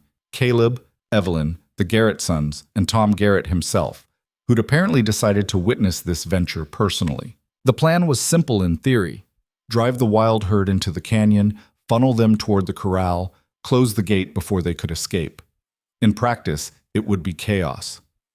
Stay back, Caleb told Evelyn as they positioned themselves. If something goes wrong, get clear. Spooked horses can kill. I know. I'm serious. These aren't domestic animals. They're wild, and they'll fight. I understand.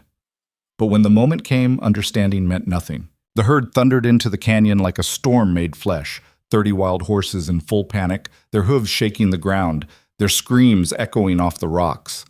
Evelyn pressed herself against the canyon wall as they poured past, all muscle and terror and desperate freedom.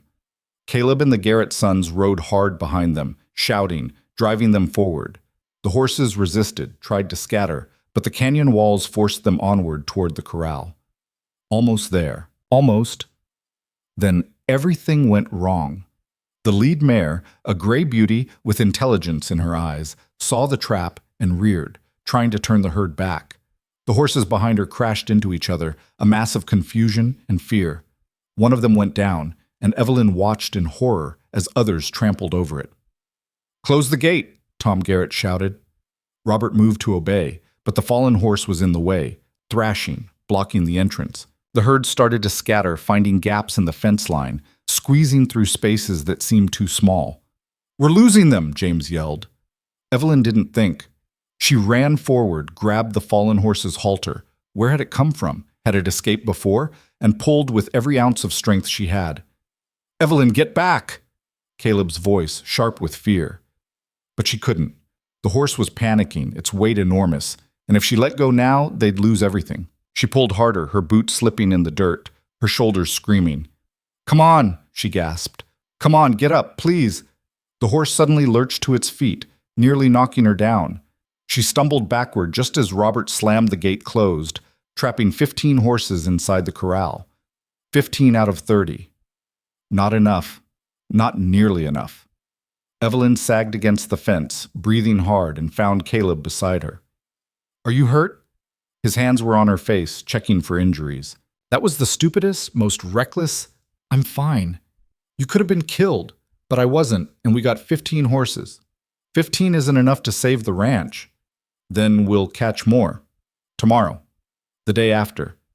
However long it takes. She pushed his hands away, suddenly angry. I didn't come this far to give up because the first attempt wasn't perfect. Tom Garrett approached, his face grim. Lost half the herd. The ones that got away won't come back to this canyon. They're too smart. There are other herds, Evelyn said. Not close enough. Not with the time you have. Then we make these 15 count. Break them fast, sell them high. Garrett looked at her like she'd lost her mind. You can't break 15 wild horses in 6 weeks. It's impossible. Everything's impossible until someone does it. Evelyn straightened, ignoring the pain in her shoulders. We have horses. We have a corral. We have people who know how to work with them. That's more than we had yesterday, so we start. She walked away before anyone could argue, and behind her she heard James Garrett laugh. Told you she was something, Pa. The days that followed blurred together in exhaustion and determination. Caleb worked with the horses from dawn until dark, his hands bleeding from rope burns, his voice hoarse from constant communication with the frightened animals. The Garrett sons helped, though Tom himself participated only occasionally, watching instead with the critical eye of someone waiting to say, I told you so. Evelyn took on everything else. She cooked, cleaned, hauled water, mended equipment, and learned. Caleb taught her in stolen moments how to approach a nervous horse, how to read their ears and eyes, how to move with them instead of against them. They're not so different from people, he said one evening, watching a young bay mare circle the corral warily. They've been hurt, so they don't trust, but if you're patient, if you're consistent, eventually they'll take a chance on you. Is that what you did with me? Evelyn asked. Took a chance? No, I knew you were worth it from the start. He looked at her. The question was whether you'd take a chance on me. I'm here, aren't I? You are. And I still don't understand why. Because you saw me when everyone else looked away, she thought. Because you offered me a choice instead of judgment. Because somewhere between the train platform and now, I stopped surviving and started living. But she didn't say any of that. Instead, she kissed him and went back to work. By mid-December, they had 8 horses broken enough to sell. Not fully trained, that would take months, but manageable, rideable, valuable. The other 7 were progressing, but more slowly. Time was running out. Then, 3 weeks before the deadline, disaster struck again. Evelyn woke to the smell of smoke. She bolted upright, her heart hammering, and saw orange light flickering through the bedroom window. Fire. The barn was on fire. Caleb! She was already moving, pulling on boots, grabbing a shawl. Caleb, the barn! He was up instantly, and together they ran outside into nightmare. Flames consumed the old barn, not the one with the corralled horses, thank heaven, but the main structure where they kept equipment, feed, the wagon. The heat was intense even from a distance, and Evelyn could hear wood cracking, collapsing inward. The horses! Caleb shouted, already running toward the corral. Evelyn followed and found the captured horses in full panic, screaming and throwing themselves against the fence. If they broke through, they'd scatter into the darkness, and all their work would be lost. We need to move them!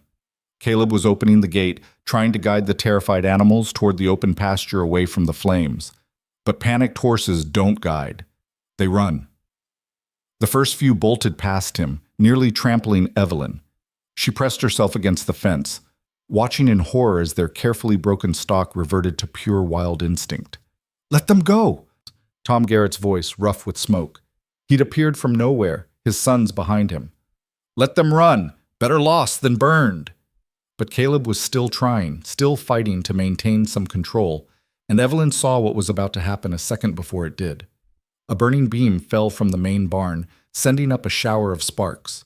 The horses panicked harder, and one of them, the gray mare, the leader, reared directly in front of Caleb. He tried to dodge, but his foot caught on something.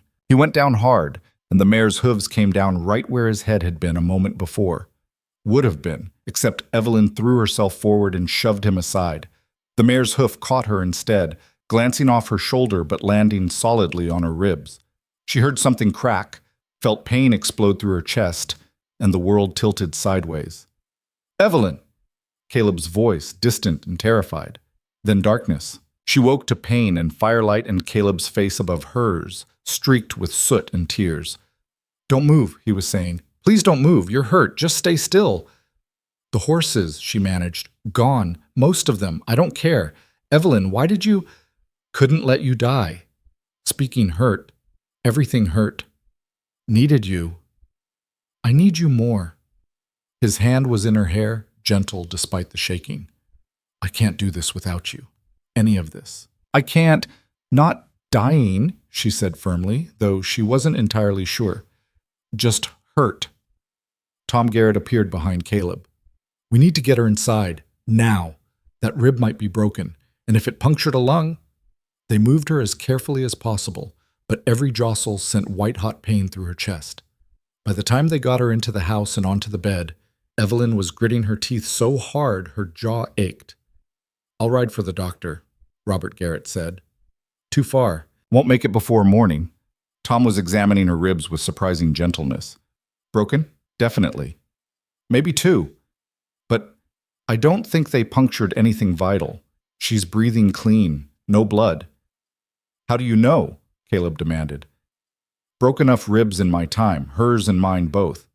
He looked at Evelyn. This is going to hurt like hell for weeks. Can't do much except wrap them tight and wait.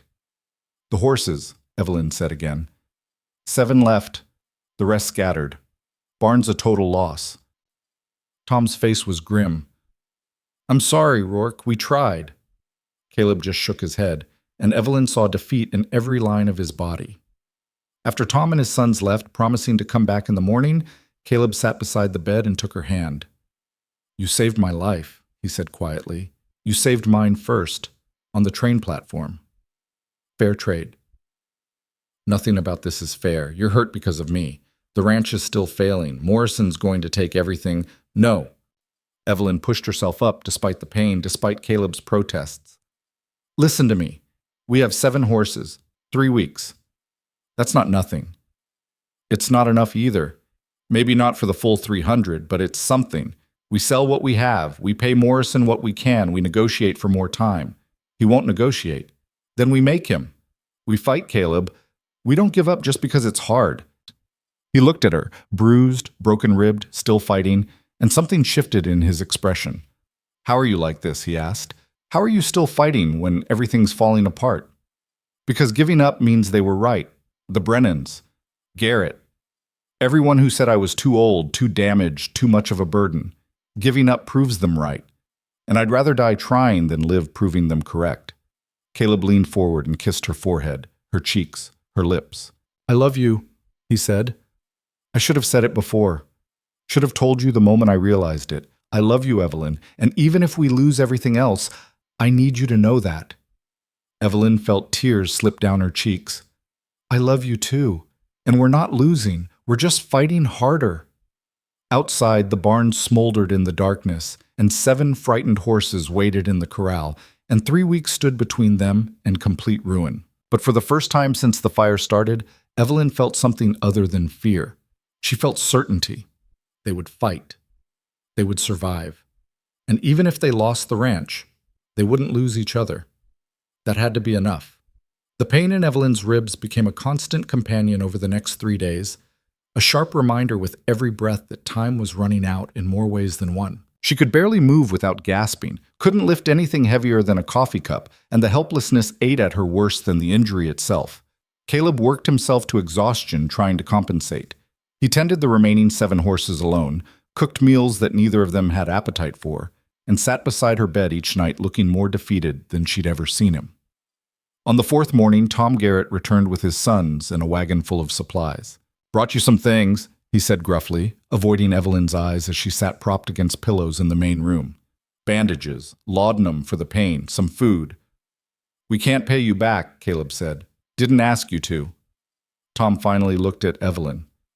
How bad is it? Hurts to breathe, hurts worse to move. But I'll live. You're tougher than I gave you credit for. He pulled out a chair and sat without invitation. I've been thinking about what happened, about the fire.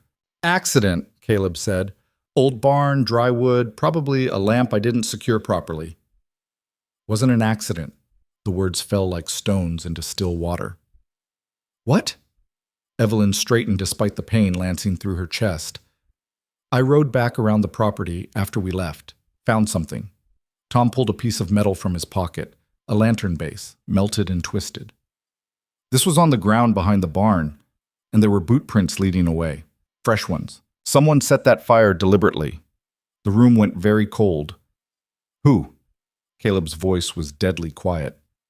Can't prove it, but I have suspicions. Morrison's men were seen in town that afternoon, and Morrison stands to gain everything if you can't pay that debt. He burned down my barn to make sure I'd fail? Makes sense from his perspective. No barn, no equipment, scattered horses. You can't possibly come up with the money now. He gets the land without having to wait, without risk of you actually paying him back. Evelyn felt fury burn through the pain. Can we report this? Get the law involved? Law's 2 days ride away, and Morrison's got friends in the territorial court.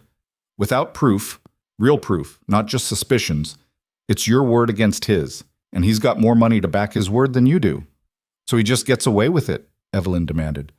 Unless you can still pay him, then his plan failed and there's nothing he can do about it. Tom leaned forward. Which brings me to why I'm really here. I want to buy those 7 horses, all of them, today. Caleb went very still. Why? Because Morrison's a bastard, and I don't like seeing bastards win. And because your wife called me a coward, and she was right. I've been sitting on the sidelines judging people while playing it safe. Maybe it's time I took a risk on something. The horses aren't fully broken yet. They're worth maybe the $150, tops. I'll give you $200, cash, right now. Tom, don't argue with me, Rourke. This is business. Those horses have good bloodlines, and I've got the time and resources to finish training them properly. $200's fair value for what they'll be worth in 6 months. Evelyn watched the 2 men stare at each other, and she understood what was really happening. Tom Garrett, proud, judgmental Tom Garrett, was offering them a lifeline disguised as commerce, giving them a way to accept help without admitting they needed it.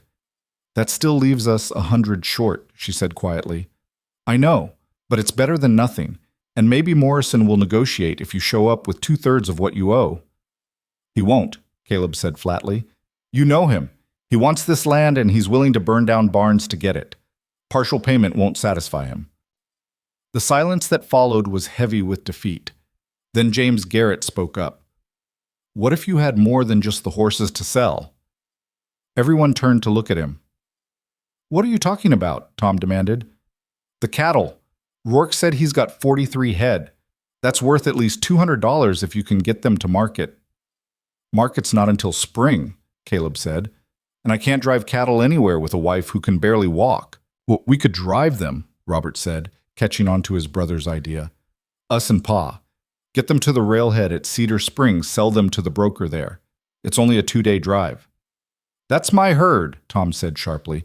I'm not leaving my own stock unattended to… Pa, when was the last time you did something just because it was right instead of because it was profitable? James's voice was surprisingly firm.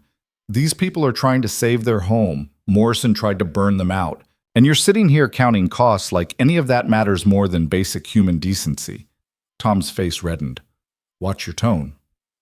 I'll watch my tone when you remember why Mom married you. She used to say you were the most generous man she'd ever met. What happened to that man? The room went silent. Tom Garrett sat very still, his jaw working, and Evelyn saw something crack in his weathered face. Your mother had a talent for seeing things that weren't there anymore, he said finally. Or maybe they were always there and you just forgot. James stood. I'm helping them, with or without your permission. And if that means you disown me, then I guess I'll find out what it's like to build something from nothing, same as they're doing. Robert stood too. I'm in as well. Tom looked at his sons, these young men who apparently had more spine than he'd realized. And something shifted in his expression. Pride, maybe. Or recognition of who he used to be before caution and judgment had calcified into armor. Sit down, he said gruffly. Both of you, if we're doing this, we're doing it right. He turned to Caleb. 200 for the horses. 200 for the cattle, if we can sell them at Cedar Springs. That's 400 total. Enough to pay Morrison with money to spare. Tom, I can't ask you to… You're not asking. I'm offering. And my sons are right. Morrison needs to learn that burning down barns doesn't guarantee victory. He stood, extending his hand. We leave tomorrow morning with the cattle. I'll take the horses now and leave you the cash. You get Evelyn to town and wait. When we come back with the cattle money, we'll all go see Morrison together. Caleb stood slowly and shook Tom's hand. Why are you really doing this? Tom glanced at Evelyn. Because she was right about me being a coward, and because my wife would have done exactly what she's doing, fought like hell for something that mattered instead of giving up just because the odds were bad. I didn't appreciate that when Helen was alive. Seems wrong not to honor it now that I see it again. Evelyn felt tears prick her eyes. Thank you, she said quietly. Don't thank me yet. We still have to sell the cattle and face down Morrison. Plenty of ways this can still go wrong. But for the first time in weeks, Evelyn felt something other than desperation. She felt hope. The Garretts left with the horses and a promise to return in 4 days. Caleb and Evelyn spent that time in strange suspension, too hurt to work, too anxious to rest, caught between possibility and ruin. Caleb tended to Evelyn's injuries with a gentleness that made her heart ache. He changed her bandages, brought her willow bark tea for the pain, and sat beside her reading poetry aloud when she couldn't sleep. You never told me you liked poetry, she said one evening, listening to him read Whitman in his rough, careful voice. Sarah used to read it. After she died, I couldn't stand to look at the books. But then you came, and... He trailed off. And what? And I wanted to remember what it felt like to appreciate beautiful things again, to think about more than just survival. Evelyn reached for his hand. Read me another. He did, and in the lamplight, with pain radiating through her ribs and uncertainty hanging over their future, Evelyn felt more content than she had in years. Whatever happened with Morrison, whatever they lost or saved, they had this, each other. This quiet intimacy built from honesty instead of romance, from choice instead of circumstance. It was enough. It had to be enough. On the 4th day, the Garretts returned. Evelyn heard the wagon before she saw it, and her heart leaped despite the pain the movement caused. Caleb helped her to the porch, and they watched Tom and his sons approach with expressions that gave nothing away. Well? Caleb called when they were close enough. Tom climbed down from the wagon, and his face split into something that might have been a smile. $220, he said, pulling a pouch from his coat. Broker at Cedar Springs said they were the best-fed cattle he'd seen all winter. Paid premium. Evelyn sagged against Caleb, and she felt him trembling. $420. More than enough. More than they dared hope for. We leave for town in an hour, Tom said. All of us. Morrison's going to get his money, and he's going to know he failed. They made an unlikely procession, Caleb and Evelyn in their wagon, the Garretts riding alongside. Evelyn wore her navy dress with the mother-of-pearl buttons, the same dress she'd worn when she was rejected and when she was married. Armor and reminder, both. Red Hollow appeared on the horizon, and Evelyn felt her stomach tighten. The town that had watched her humiliation, that had whispered about her reputation, was about to witness something else entirely. They found Morrison at the saloon, predictably, holding court with his men. He looked up when they entered, and Evelyn saw surprise flicker across his face before he covered it with false confidence. Rourke, he said, didn't expect to see you here. Come to beg for more time? Come to pay my debt. Caleb pulled the money pouch from his coat and dropped it on the table with a satisfying thud. $420, cash. Count it. Morrison's face went carefully blank. He opened the pouch, counted the bills slowly, and Evelyn watched his expression shift from confidence to disbelief to barely concealed fury. This is, he trailed off. The full amount owed plus interest, Tom Garrett said, stepping forward. Which means the debt is satisfied and the lien on Rourke's property is void. I suggest you draw up the release papers now. Where did you get this money? Morrison demanded. Does it matter? Evelyn asked sweetly. The debt is paid. Unless you're suggesting there's a problem with legal tender? Morrison's eyes narrowed. You were supposed to fail. The fire. He stopped, realizing his mistake. The fire. Caleb's voice went dangerously quiet. What about the fire, Morrison? Nothing. I just heard. You heard or you arranged? Tom stepped closer. Funny thing about that fire. Started in a spot where no lamp should have been. And there were boot prints leading away. Fresh ones. Size that might match your men's boots. Morrison stood abruptly. You can't prove anything. Maybe not. but I can tell everyone in this territory what I suspect. And I can make sure everyone knows you tried to burn out a rancher and his wife to steal their land. Might make it harder for you to collect debts in the future when people think you're willing to commit arson to get what you want." The saloon had gone quiet, every man watching the confrontation unfold. Morrison looked around at the witnesses, at the money on the table, at Caleb and Evelyn standing united. And Evelyn saw the moment he realized he'd lost. "Fine," he spat. "The debt is satisfied. I'll file the release papers with the territorial office." "You'll file them today," Tom said, "and you'll do it with witnesses present. My sons will accompany you to ensure it's done properly." Morrison's jaw clenched, but he nodded. He gathered the money with hands that shook slightly, rage or fear, Evelyn couldn't tell, and walked out with James and Robert flanking him like guards. The moment he was gone, the saloon erupted in conversation. But Evelyn barely heard it. She was focused on Caleb, on the way his shoulders had finally, truly unknotted, on the expression of disbelief and relief warring on his face. "We did it," he said quietly. "We actually did it." "We did," Evelyn confirmed. Then louder, looking around the saloon at all the men who'd watched her humiliation months ago. "We saved our home, our ranch, our life together. And we did it ourselves." Someone started clapping, then another person. Then the whole saloon erupted in applause, and Evelyn felt something shift in the town's perception. She wasn't the rejected mail-order bride anymore. She wasn't damaged goods or too old or any of the other labels they'd tried to pin on her. She was the woman who'd fought a poker-wielding poker at debt collectors, who'd pulled injured horses from corrals, who'd taken a hoof to the ribs and kept fighting, who'd saved a failing ranch through sheer determination and refused to accept defeat. She was someone who mattered.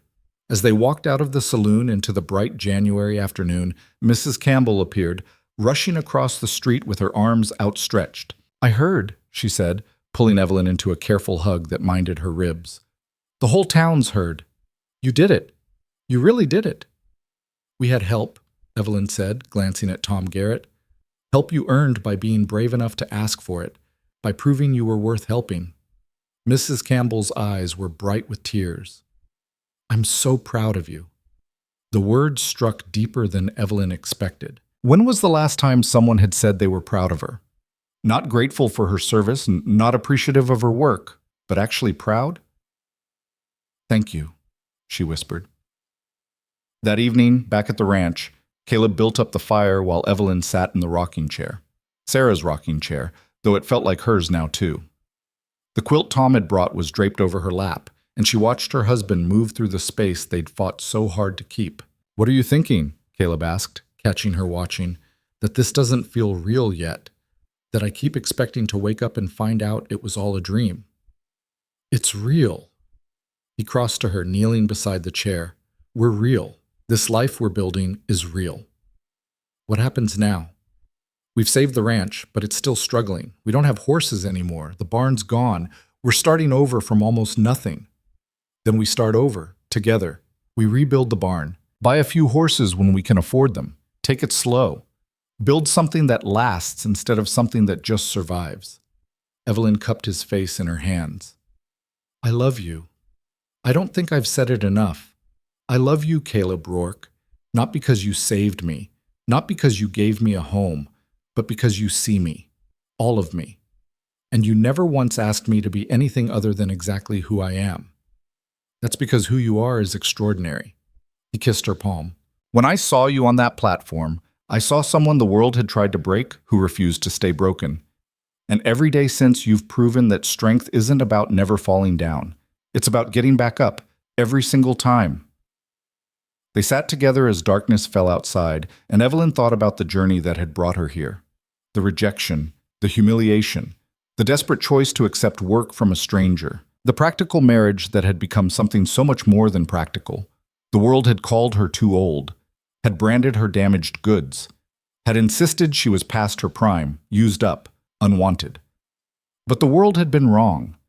She wasn't too old for love. She was exactly the right age for this love, built on experience instead of naivety, on honesty instead of illusion. She'd been called damaged, but damage could be healed. Scars could be strength. And being unwanted by people who valued the wrong things only meant she was available when the right person finally appeared.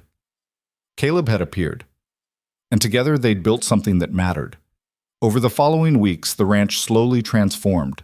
Tom Garrett and his sons returned to help rebuild the barn, refusing payment but accepting Evelyn's cooking as trade. The new structure rose sturdy and strong, built to last this time. Other neighbors appeared too, people Evelyn barely knew, offering lumber or labor or just their presence. The story of how they'd defeated Morrison had spread, and apparently the valley appreciated people who fought back against bullies. By March, they had 4 new horses, purchased carefully, chosen together, the beginning of the herd Caleb had dreamed about. Evelyn's ribs healed slowly, the pain fading from sharp to dull to merely tender. And the marriage that had started as a practical arrangement deepened into something neither of them had expected to find again. One evening in early April, Caleb came in from the barn with something hidden behind his back. "Close your eyes," he said. "Why?" "Just do it." Evelyn closed her eyes, and she felt him take her left hand. Something cool slipped onto her finger beside his mother's simple gold band. "Open." She looked down and gasped. He'd added a second ring, silver this time, delicately carved with a pattern that looked like braided rope. Simple, but beautiful. The kind of thing that spoke of thought and care and choosing someone on purpose instead of out of necessity. "I made it," Caleb said quietly, "from a horseshoe, from one of the new horses we bought together. I wanted you to have something that wasn't just handed down from my past, something that was about our future." Evelyn turned the ring on her finger, watching it catch the light. "It's perfect." "You're perfect, or at least perfect for me. And I wanted you to know that this marriage, it stopped being practical a long time ago. Maybe it never was. Maybe I saw you and wanted you from the very beginning and just didn't have the courage to admit it." "When did you know?" Evelyn asked. "That it was more than practical?" "The night you stood on the porch after Morrison's visit and said we'd figure it out together. You'd been there less than 2 weeks, and you were already calling it our fight, our ranch. Like you'd belonged here forever." He took her face in his hands. "What about you? When did you know?" "On the train platform in Red Hollow. When you picked up my trunk and carried it without asking if I needed help first. When you said what the Brennans did was wrong, like it was just simple fact." She smiled. "I think I started falling in love with you before I even knew your name." They kissed there in the doorway, spring wind carrying the scent of new grass and possibility, and Evelyn felt the last piece of her careful armor finally fall away. She'd been afraid for so long, afraid of being rejected again, afraid of wanting something and losing it, afraid that being too old meant she'd missed her chance at real happiness. But age had nothing to do with it. She'd needed time to become who she was, strong enough to survive rejection, brave enough to choose risk over safety, honest enough to build something real instead of settling for something easy. And Caleb had needed time too. Time to grieve. Time to understand that loss didn't mean he should stop wanting things. Time to recognize that letting someone in wasn't weakness, but courage. They'd both needed to be exactly who they were, broken and healed and complicated, to build this together. Summer came, and with it, the first real profits from the ranch in years. 3 of the new horses sold at premium prices. The cattle herd grew. The garden produced enough to preserve for winter with extra to sell in town. Slowly, carefully, they climbed out of desperation into something approaching stability. In June, Evelyn made a trip to town alone, the first time since the injury had healed enough to allow it. She had errands to run, supplies to purchase, and a specific destination in mind. She found the Brennans at the general store, Margaret helping her mother select fabric. They looked up when she entered, and Evelyn saw the moment they recognized her. Mrs. Brennan's face tightened. Margaret looked away, embarrassed. Evelyn could have walked past, could have pretended not to see them. Instead, she stopped. "Mrs. Brennan?" "Margaret." "Mrs. Rourke," Mrs. Brennan said stiffly. "I wanted to thank you," Evelyn said. Both women blinked in surprise. "Thank us," Mrs. Brennan repeated, "for rejecting me on that platform, for calling me too old and damaged goods. Because if you'd accepted me, I'd be working myself to exhaustion on your farm, grateful for the scraps of dignity you'd thrown my way. Instead, I have a home, a husband who loves me, a life I chose instead of one I settled for." She smiled. "So, thank you.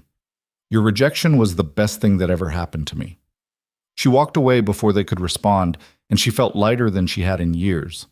The thing people didn't understand about rejection was that it only had the power you gave it. The Brennans had tried to break her by saying she wasn't good enough. But their opinion had never mattered, only hers did, and she'd decided long ago that she was worth fighting for. That evening, she told Caleb about the encounter. "You thanked them?" He laughed. "I would have paid money to see their faces. They looked like they'd swallowed hornets." Evelyn settled into his arms on the porch, watching sunset paint the mountains gold. "But I meant it. If they'd wanted me, I'd have missed this. Missed you. And that would have been the real tragedy." "You think we would have found each other anyway, if things had been different?" "I don't know. Maybe. Or maybe we needed everything to happen exactly as it did to be ready for each other." She turned to look at him. "Either way, I'm glad it happened this way. Glad you were the one standing on that platform. Glad you saw something worth saving when everyone else saw something already lost." "I saw you," Caleb said simply. That was enough. They sat together as stars appeared overhead, and Evelyn thought about all the versions of herself she'd been. The young widow, the unwanted sister, the rejected bride, the desperate woman who'd accepted work from a stranger because she had nowhere else to go. All of those versions had led her here, to this man, this ranch, this life, and every single rejection, every moment of being told she wasn't enough had been necessary to get here, because she'd never been too old for love. She'd been exactly the right age to recognize it when it appeared in unexpected places, in a lonely rancher's gray eyes, in a failing ranch that needed someone who knew how to fight, in a practical arrangement that became something extraordinary. The world measured women by their youth, their beauty, their marriageability. But those measurements were meaningless. What mattered was strength, courage, the ability to keep choosing hope even when hope seemed foolish. What mattered was knowing your worth and refusing to accept less than you deserved. Evelyn had learned her worth the hard way. Through rejection and struggle and the slow, painful process of building a life from scraps. But she'd learned it, and now, sitting on the porch of a ranch she'd helped save with a man who loved her, not despite her age, but because of everything those years had taught her, she finally understood something crucial. She'd never been too old. She'd simply been waiting. Waiting to become strong enough to survive what came next. Waiting to meet someone brave enough to see past the world's shallow judgments. Waiting to build something that mattered, instead of settling for something easy. The wait had been worth it. Every painful, lonely, difficult year had been worth it. Because this life, this love, this hard-won peace, was more than she'd ever imagined possible. And it was just the beginning. Years later, when people asked how they'd met, Evelyn would tell them the truth. About the train platform, the rejection, the practical marriage that saved them both. About fighting for a failing ranch and learning that strength came in forms the world didn't expect. And she'd tell them the most important part, that being called too old for something just meant you were exactly the right age for something better. That damage could heal into wisdom. That rejection could redirect you towards something worth having. That the world's opinions mattered far less than your own determination to keep trying. She'd tell them that love wasn't always romantic. Sometimes it was practical and honest and built through shared labor and mutual respect. But that kind of love, the kind that weathered actual storms instead of just poetic ones, lasted. She'd tell them that she'd been 30 when the world decided she was already used up, and that those same 30 years had given her everything she needed to build a life worth living. She'd been exactly the right age all along. She just hadn't known it yet. But now, wrapped in Caleb's arms on the porch of a ranch they'd saved together, watching stars wheel overhead in the vast Wyoming sky, she knew. She'd never been too old. She'd simply been waiting for the right moment to begin. And begin she had.